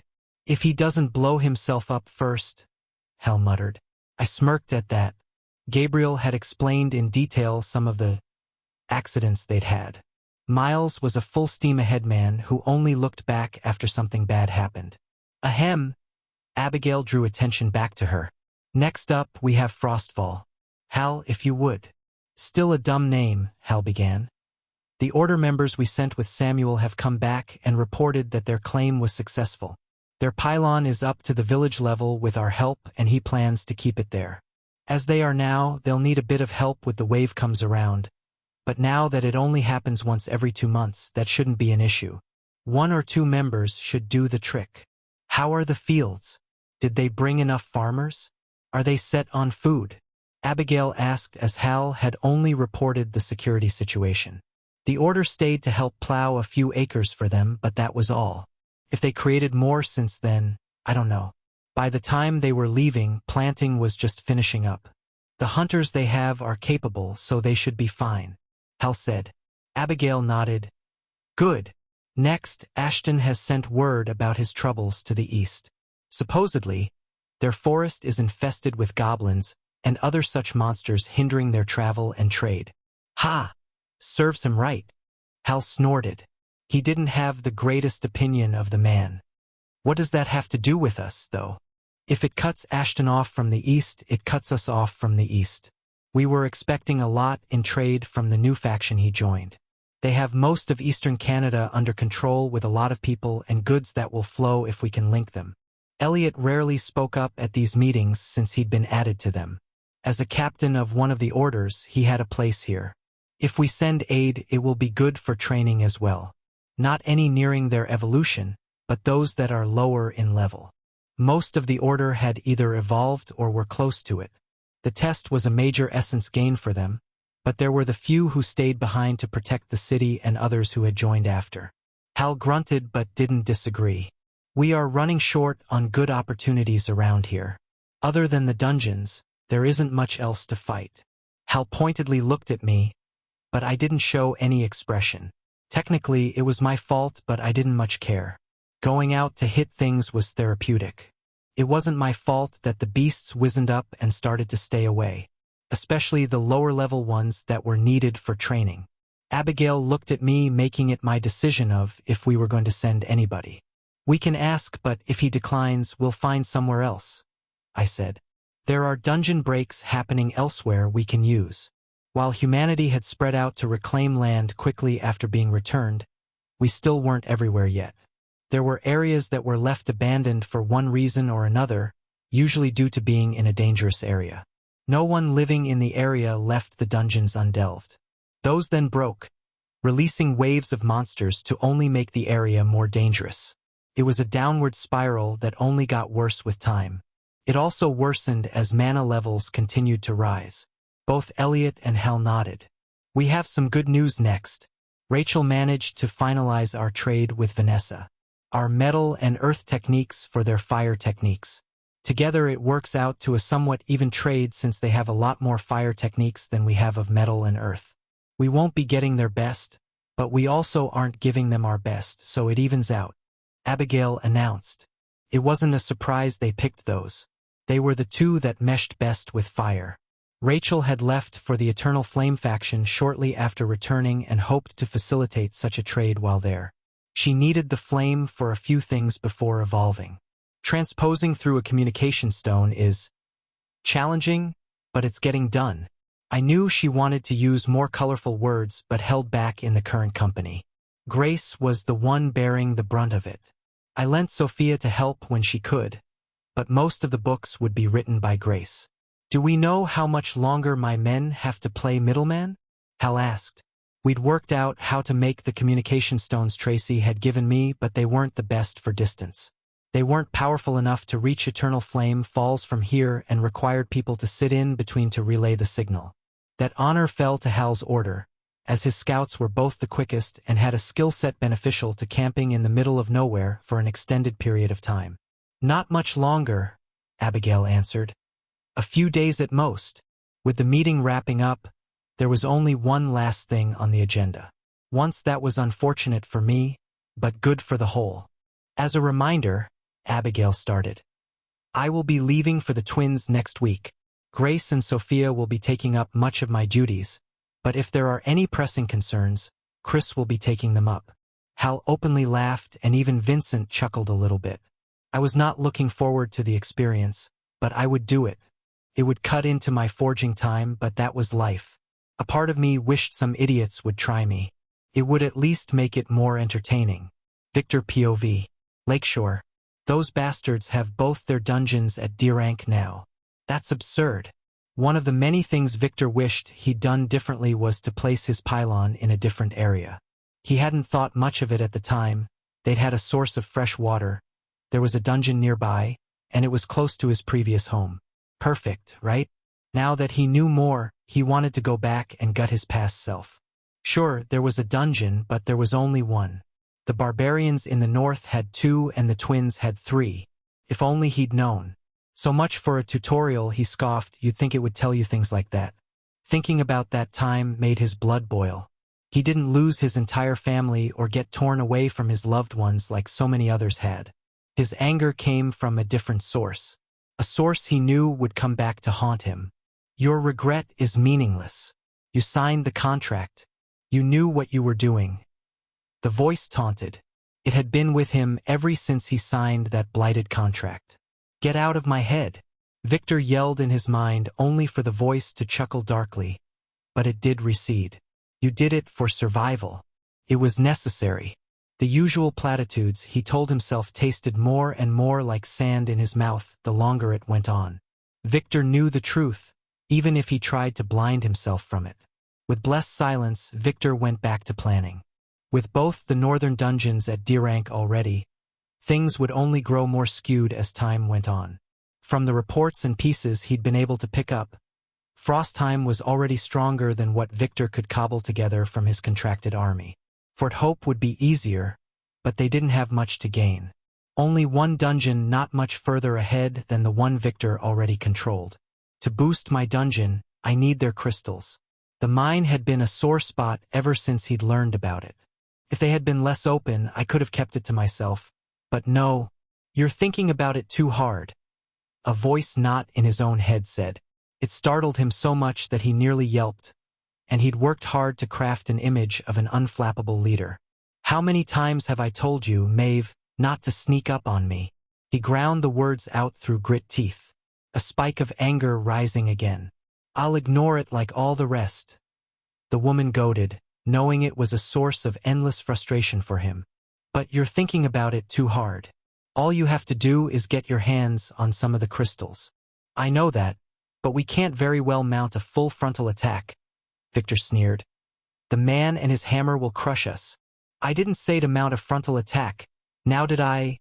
She lounged on a couch inside his office like she owned it. Her dark black hair cascaded over one armrest while her feet kicked over the other. Another thing she knew Victor hated. Do you think he could storm the walls? I highly doubt it. All you have to do is get the crystals and get back. If he attacks, you'll have the advantage. Who knows, you might even win if he attacks recklessly. He goes out often to kill monsters in anger. You can use that.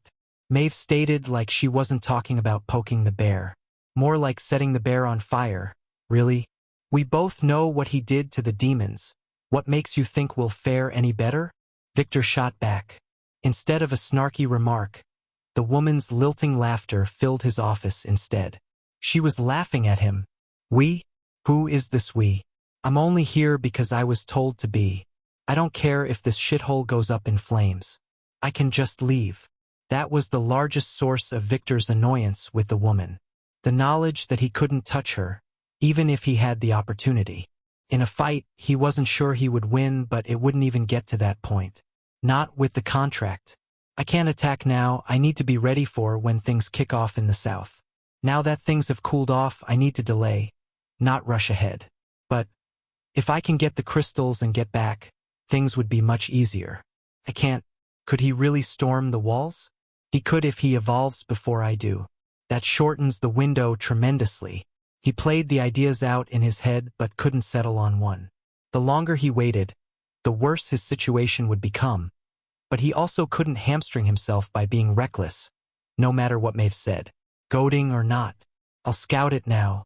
It doesn't hurt to put a plan together. I don't have to use it. Chapter 318 Flame Falls. Rachel POV. Flame Falls. Rachel stood staring out the window of the citadel and felt the radiant heat from the treasure flow through her channels. The mana in the air was nearly entirely fire mana, and it felt oh so refreshing compared to the smothering cold of the north. Heat suffused the room and wrapped around her like a warm blanket. It reminded her of times when she used to sit around the fire when she was just a young girl. Oof, I haven't thought of those times in decades. There were times when Rachel forgot just how old she was. It used to be a constant reminder in her daily life. Knees that would occasionally ache, a back that got sore much easier than it used to. Now, she felt like she did when she was in college. She looked like it too. She wasn't sure which part of the essence strengthening took care of wrinkles and age spots, but she was all for it. Her husband looked revitalized as well, but he managed to keep the older charm look he had grown into over the years. Braden didn't have as many stat points as she did, but he still looked revitalized. Not that they were that old to begin with. Comfortably middle-aged, if she had to name it. Heat and warmth flooded her body, and she wasn't even in the same room as the eternal flame.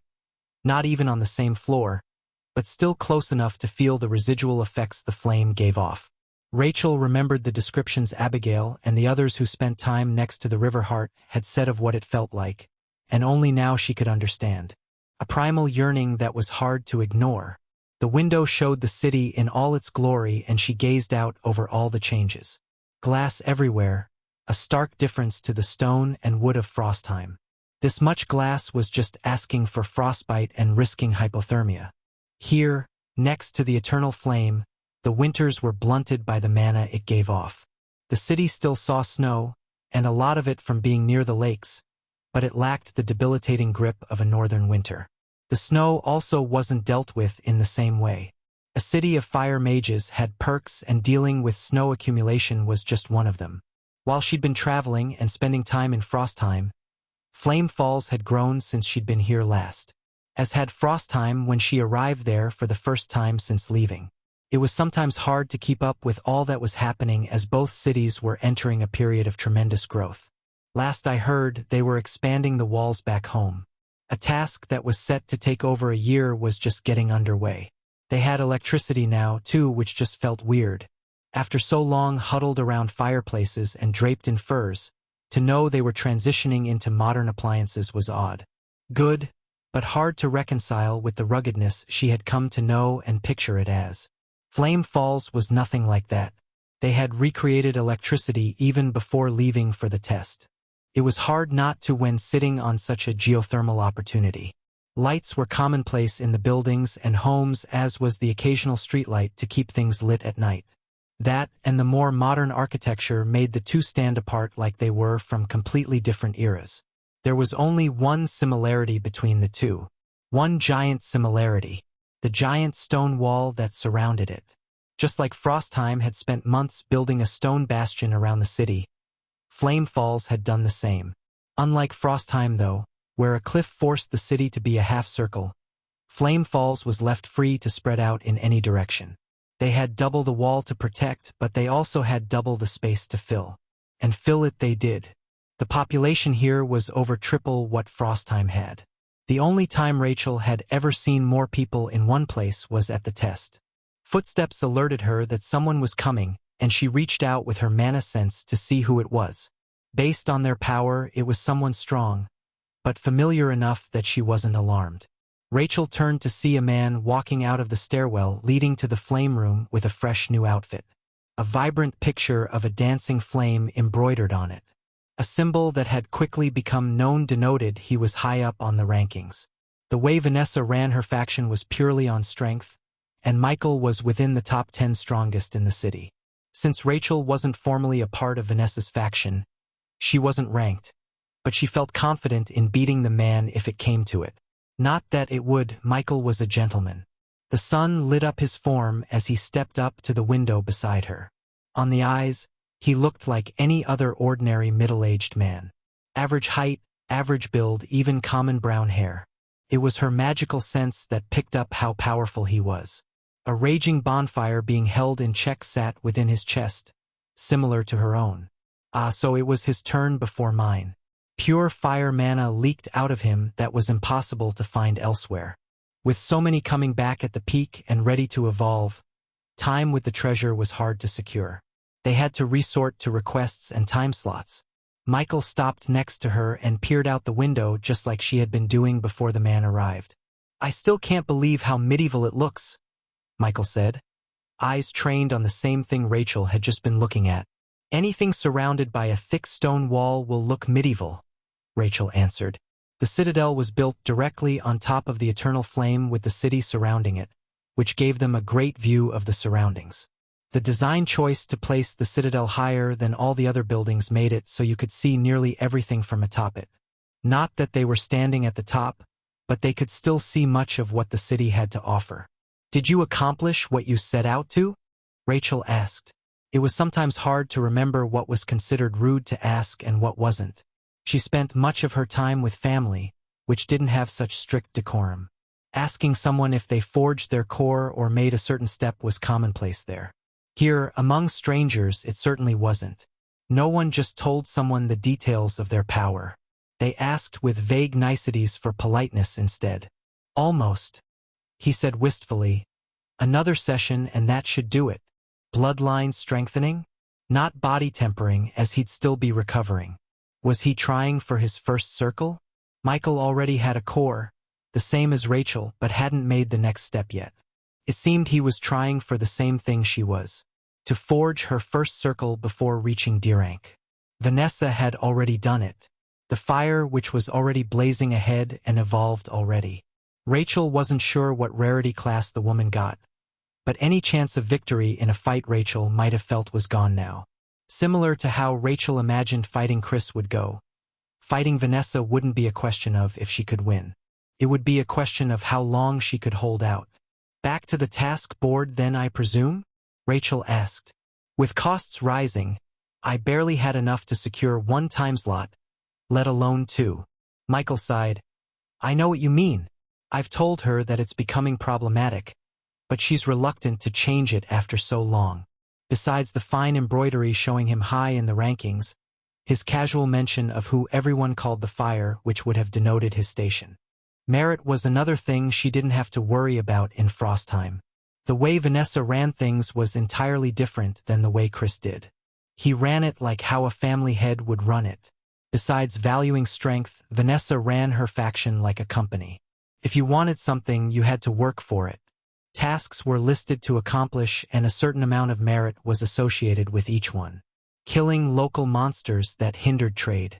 Visiting a far-off dungeon to make sure it didn't break. Visiting surrounding towns for one task or another. You could also gain some depending on your profession. If it was something the city needed or the faction as a whole needed, you could choose to be paid in that way rather than coin. It doesn't help that so many people are right on the edge, she said. Things will even out eventually as people evolve and the levels even out. If we don't keep growing at the same pace, Michael pointed out. Nearly 1,000 new people last month alone. Where do they keep coming from? It had been 3 years since the change and people were still moving around from place to place. Rachel spent most of her life in a single place before things became hectic. It was hard to imagine people moving around as often as they did. I wonder how many of them are spies, she said.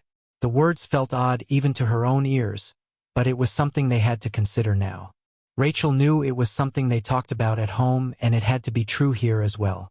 Probably more so, being much closer to the action as they were. A few dozen at least. Michael chuckled.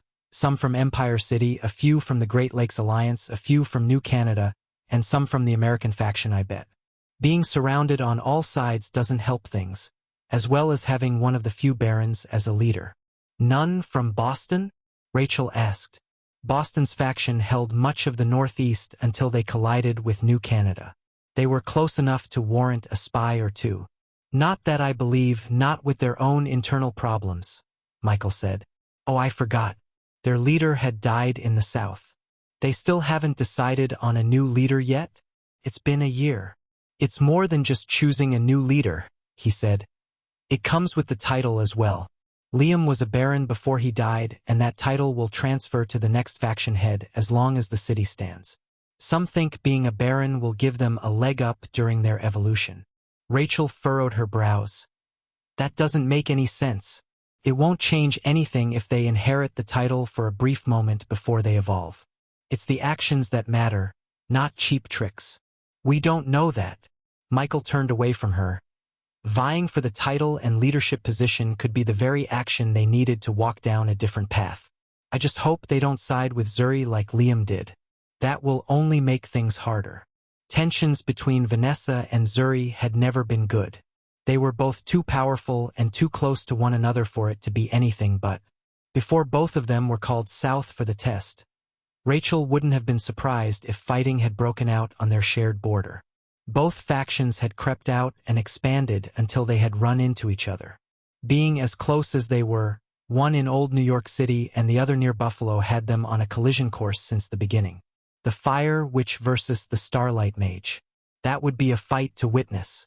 Well, my time is about to start and I don't want to waste it, Rachel said. I'll see you later. Good luck. Michael nodded. Rachel sent the rest of her thoughts out of her mind as there was something much more important on the horizon. I'm ready. I will forge a flawless first circle just like I forged a flawless core. Chapter 319, The Bay. Chris POV. The water lapped up on the shore in a rhythmic hum that was nearly enough to put me to sleep. It had been a long time since I had seen a shoreline. The beach left much to be desired, as it leaned toward rocky over sandy, but it still didn't take away from the scenery. What kind of nasties you think live out there? Austin said while he threw a rock skipping across the surface.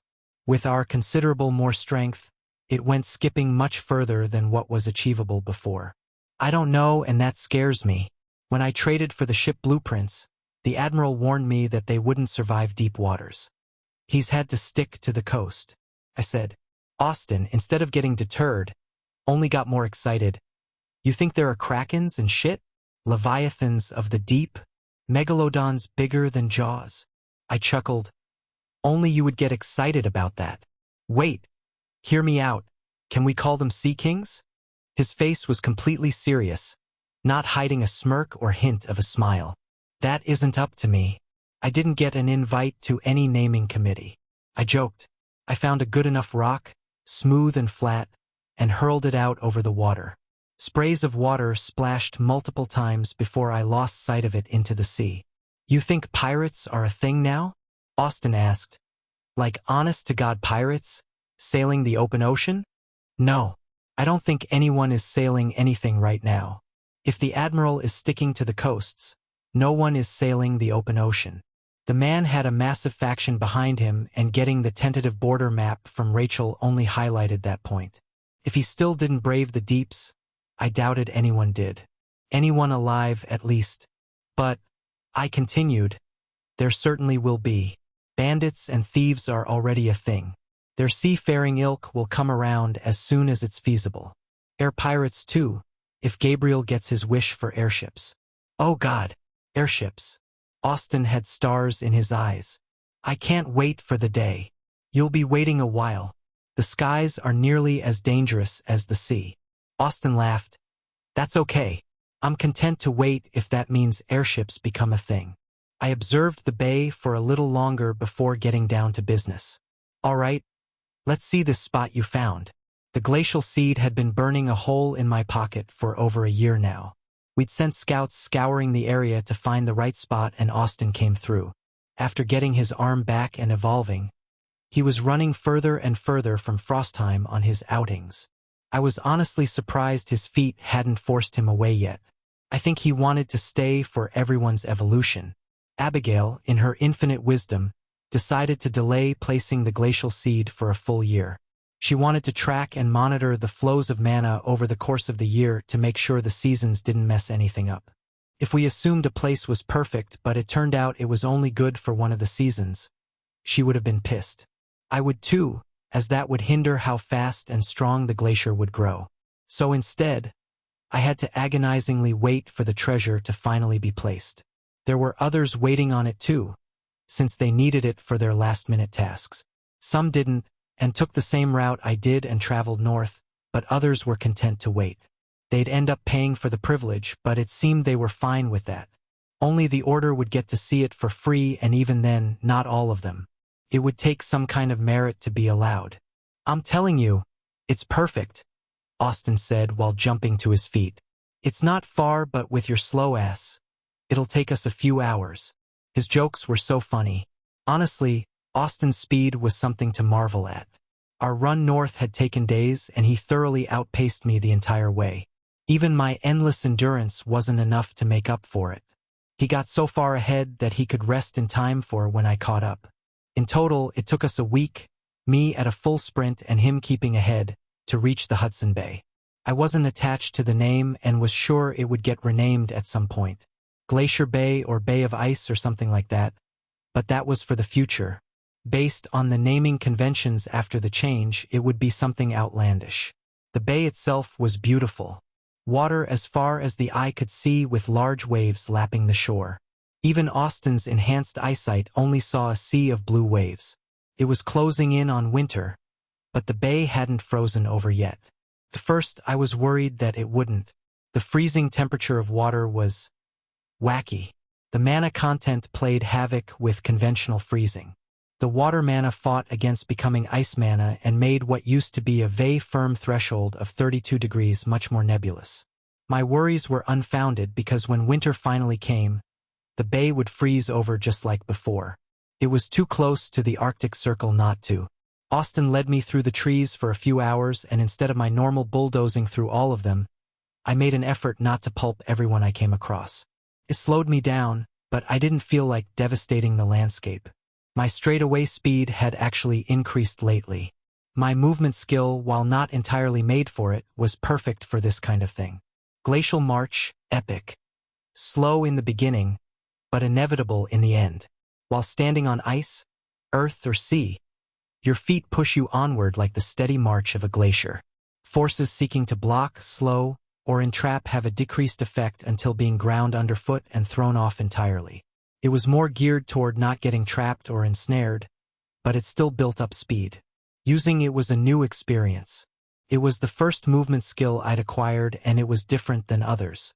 It required sending mana to my feet instead of my hands. I'd done it before with permafrost, sending my mana into the ground through my feet, but the skill kept it in my feet instead of releasing it. The first few days of our run were me playing with the skill and feeling it out. Now that it had been a week, I was much more comfortable with it. In the few hours it took to reach what Austin deemed the perfect spot, I was running at maybe 110% of my normal speed. Not a lot, but enough to matter. Voila! Austin stood proud over the delta. A decently sized river was dumping water in the bay running from the southwest. This river meanders around, but it starts at Lake Winnipeg. It passes by Frostheim to the northwest and empties here. I stood and evaluated the spot while he waxed on about why it was. You should see it when it freezes over. The bay and the river both create an expanse of nothing but white. The water mana it supplies boosts the ice mana like crazy. The myriad lakes to the east supply a lake effect which just dumps snow down. It's perfect. It gets a bit warm in the summer, I'll give you that, but if you go any further north you'll be fighting off bears. I gave him a pointed look at that comment. When I told him about my experience with bears he laughed at me. Yeah, no, I ain't touching them. I could feel death creeping closer just being near them. He commented shamelessly. The big and mighty D-rank. Scared of a few bears. I mocked the same way he had mocked me. Fuck yeah, I'm scared. They were close to C-rank. Austin exclaimed. They're scarier than you. The bears, I could see them becoming a problem. They were apex predators before and only got more threatening after mana. The wolves, foxes, snow owls, and other denizens of the north were already deadly, and that didn't even include the big bads. I smirked. They don't call it the Arctic for nothing. Austin didn't seem to get my joke. It was fall now and winter was on the horizon and I could already feel the change in the air. Ice mana wasn't too plentiful, but it was sure as hell getting there. An idea sparked. Let's see what it looks like frozen. Since it wasn't summer, my idea was easier, but it was still going to be difficult. I stepped out onto the shore and flared permafrost with an asinine amount of mana. My law flared and I leaned heavily on the pervading concept. Ice seeking out and spreading over everything. Wind manipulation came out to play. It was still only common and wasn't too strong, but my wind law supplemented it. Leaning on the dominating aspect I had used to upgrade it. Dominating and pervading. My mana flowed out in a thick river and I could feel my heart beating to replenish it. The nip was already in the air and my actions pushed the area over the edge. The winds aided permafrost, and it was a few moments before the water started freezing over. The moisture in the air started coalescing into a frosty fog. It soon sprinkled down from the air as the moisture was too much for the air to bear. I walked out on the newly frozen water and spread it further. My mana wasn't enough to freeze the entire bay, not even close, but it was enough to catch a glimpse. When my mana reached below half and my man-made iceberg reached a respectable size, I cut the flow and gazed out over the area. I imagined what it would look like if the entire place was frozen, and grinned wildly. "Show off," Austin muttered, but joined me standing on the frozen sheet. It was large enough that the movement only shook it slightly. He also landed lightly enough to not make waves. "This is perfect," I said happily. "We will have to claim the bay, but I don't see anyone around to fight us over it." Ashton didn't claim anything so far north and there wasn't anyone else in the area. There were ruins here, of what was once a very, very small port, but they were thoroughly destroyed by the wildlife. It looked like it hadn't been used in decades, even though I knew it had only been a few years. Everyone in the far north had either died or left. It was one of the most dangerous places I'd ever been. I wouldn't consider myself the most well-traveled, but I'd been around. "Go tell Abigail that this is the spot," I said, still grinning. "I'll stay here and get it ready." I slung the heavy pack from my shoulder I'd carried all the way here. It contained the beginnings of what I would need to ready the area. It didn't have everything, but that wasn't from lack of trying. The leather just wasn't strong enough to carry everything. The pack was already as large as was feasible, any bigger and I wouldn't have been able to run with it. It was already precariously heavy and the jostling didn't help.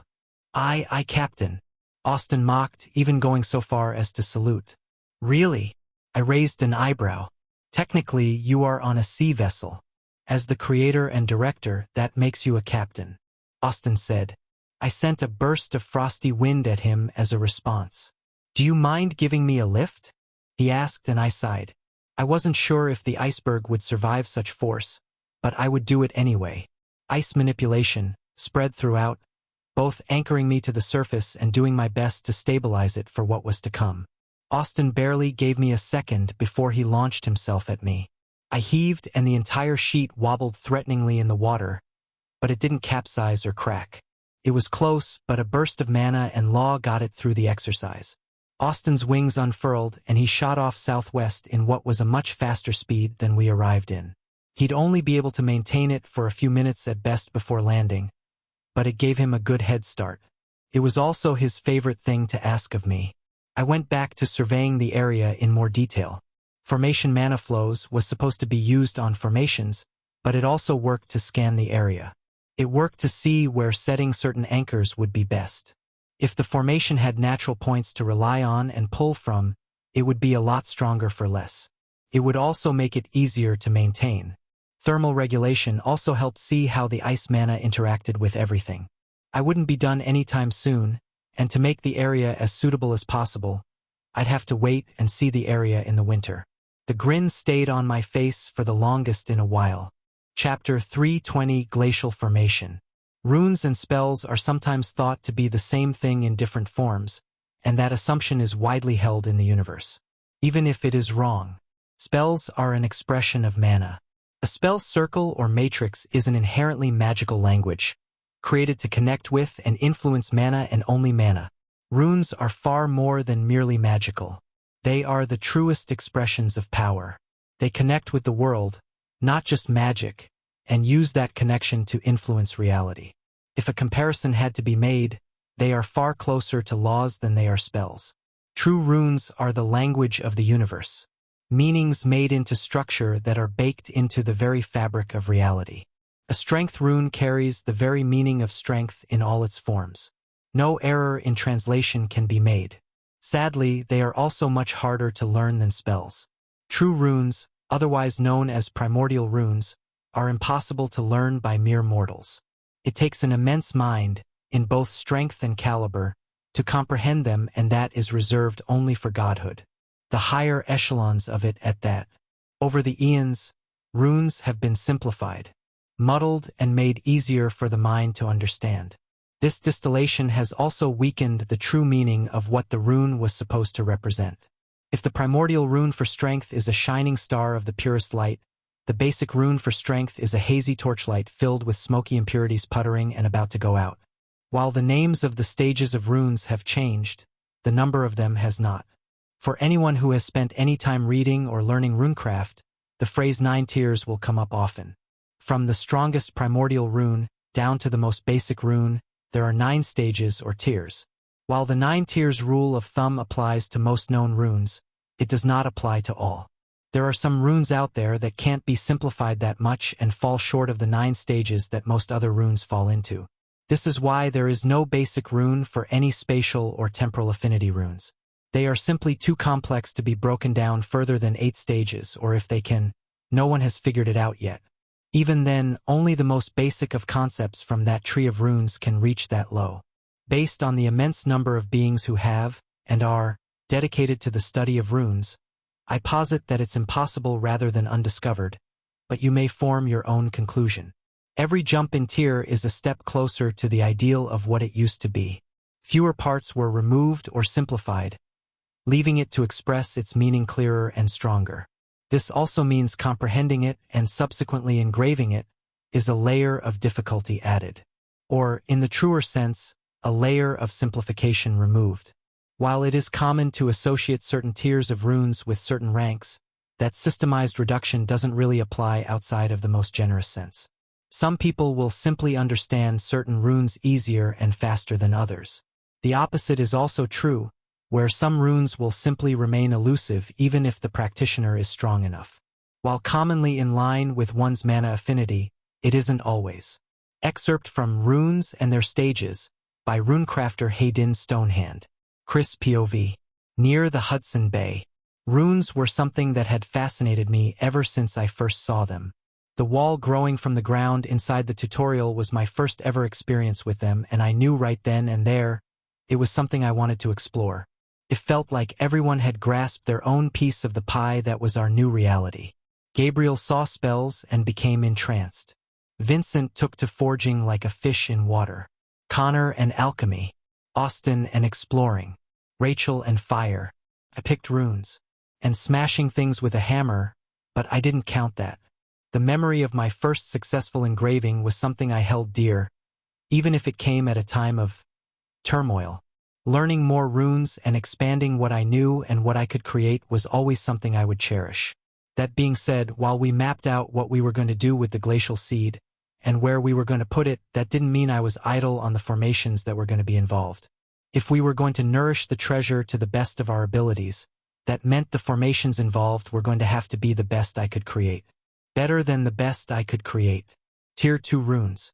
Everything I had made or enchanted so far only used the most basic of basic Tier 1 runes, and I didn't want to settle for the worst while I had half a library of better. Not for something so important. Typically, Tier 2 runes were at a level only D-ranks could engrave, but I didn't let that deter me. Many of the new books stated that one's affinity could influence how easily or difficultly one comprehended runes, and I was banking on my affinity for the cold to help me out. The formation would use mainly runes from the cold tree, which I was well versed in. When I first learned Tier 1 runes, the frost rune had come to me the easiest. It only took a fraction of the time the fire rune did to learn and engrave. I wasn't only pushing the bounds of what I could do with runes themselves, but the entire formation as a whole. The pathways between them, the strings and knots involved, the flow from one section to another. I wanted to make it the best I could. It was to the point that Gabriel couldn't even help anymore. When designing the wards placed on the walls, he was able to help me come up with ideas and refine my thoughts by discussing it with him. Now I couldn't even do that. He didn't use runes while enchanting and didn't understand much of what I was trying to do. Sure, he grasped the idea and the intended outcome, but the runes themselves and how they related to one another was above him. The same was true for me when I examined his work now too. While we were both enchanters and had started in similar places, the way we went about things had diverged. It was a bit sad that we weren't able to work together anymore, but that didn't mean we couldn't learn. Our professions wouldn't help us, but that didn't mean we couldn't try. We just had to go about it the old-fashioned way. After Austin left, it felt odd to be alone. I went about clearing the area and began mapping things out with formations mana flows, but I couldn't get over how quiet it was. When was the last time I was alone like this? There was always someone close by inside the city, and even when we went south for the test, I was surrounded by people. Not counting my daily dungeon runs, as those only last a few hours. I think it's when I went north to forge my mana heart. That trip was 1.5 years ago, as I'd gone the winter before the test, and it had been 1 year since then. Damn, it's already been 1 year. I didn't think I'd still be in E-rank 1 year later. I hadn't thought it would have taken me so long to finish off my profession. There were many reasons for that, most of them my own doing, but it still felt slow to me. Austin was already gaining levels into the D rank. Abigail was just about to go through with her evolution when she got back. Jonathan was getting close, and so were a few other people. Elliot almost felt bad that he was getting ahead of me, and it took me talking to him before he evolved. He'd been waiting out of respect. I nearly wanted to slap him upside the head when I heard that. I didn't care if he evolved before I did. Any of the order could, for that matter. The levels coming so slowly were for a few reasons. My 2 passive skills didn't help, but they honestly weren't that large of an impact. They only came into play when I was getting points into strength and endurance, which Runesmith didn't have a lot of. The biggest reason why it was taking so long was because I chose for it to. I needed to take time and revisit the fundamentals before I kept rushing forward. It also took time to learn the next tier of runes. Time where I wasn't accumulating essence to level up. I could have done the same thing I had before and slapped runes on things Vincent had already made, but that was a shortcut. It wouldn't exactly lead me to a good profession. If I had done that, I would have been lucky to keep a rare profession, let alone have any chance of increasing it. Still, while the levels did come slowly, that didn't mean I made no progress. Status. Name, Christopher Zelensky. Race. E. Human *. Class. E. Hammer of the Jotner, Legendary. Level 100 evolution available. Profession. E. Runesmith. Rare. Level 97. Affinity. Arctic. Faction. Frostheim. Leader. Title Baron. I was 3 levels away.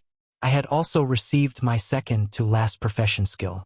So far, I had leaned quite heavily into the rune side of Runesmith, and I aimed to change that. I debated switching to a more enchantment-aligned profession but decided against that. I liked the smithing aspect of it, even if I wasn't as good as Vincent. The man could already occasionally create epic gear. The level 50 skill gave me runesmithing. Level 60 gave me beginner runic language. Level 70 gave me rune strings. 80 gave me runic compression. That skill was a bit of a letdown, but it did what it was described. It allowed me to put more runes on one piece of equipment. If I could normally only fit 2 runes onto a spear, the skill would allow me to shrink them down and fit a third on it. If the metal could hold it, of course. All 4 skills were rune-related in some way so far, so for my 5th, I went with something purely smithing-related. It felt like cheating compared to how I used to go about it before. Thermal regulation, rare. Visualize the energy or lack thereof inside a piece while working on it. Both heat and cold energies can be seen through this lens. From the description alone, it didn't sound all that impressive, but that didn't account for how instrumental it was. Being able to accurately see what was going on helped so much more than vague feelings. Not that sense frequency didn't help, but that one skill could only do so much. If it were at legendary or something, I probably wouldn't have needed another skill, but it was only at rare. The resolution it gave back was good, and helped me, but gaining another lens to see what I was doing through finally pushed me over the edge in terms of my create skills. Both create weapon and create armor were now at rare. Even without enchanting, I could create rare equipment now. It wasn't all due to thermal regulation that I could now forge rare gear, but it certainly helped. While my efforts to slow down and focus on the fundamentals had slowed my level gain, it had made me a much better smith, and upgrading those skills proved it. Being able to see was only half the picture. Knowing what I was seeing was the other. I could confidently take steps forward, and I felt good about what I was forging. Instead of guessing or assuming what I was doing was right. Celebrating the rare axe I made just from forging was honestly the highlight of my year. It sounded sad when put like that, but it was a huge milestone for me. My recent study of metals also forced another skill to upgrade to rare as well. Metallurgy. With how much information was stuffed inside what we purchased, it was bound to happen, but it still felt good. My year of advancing didn't end there, though. There was one more skill that got a boost. My forging proficiency finally hit journeyman. For so long I had put those skills off to focus on something else, and it felt good to finally get back to them. The next step was to push for epic like Vincent had, but I wasn't going to get there before maxing out. There was a decision to be made then. One I had been arguing over in my head for a while now. But now wasn't the time for that. I had better things to do. The formation I was about to lay down was going to take all my focus, as it would be my first attempt at Tier 2 runes. I'd practiced and had a litany of half-finished works or failed engravings strewn about my forge, but this would be my first attempt to actually make something with them. It was equally nerve-wracking and exciting at the same time. End of chapter 320.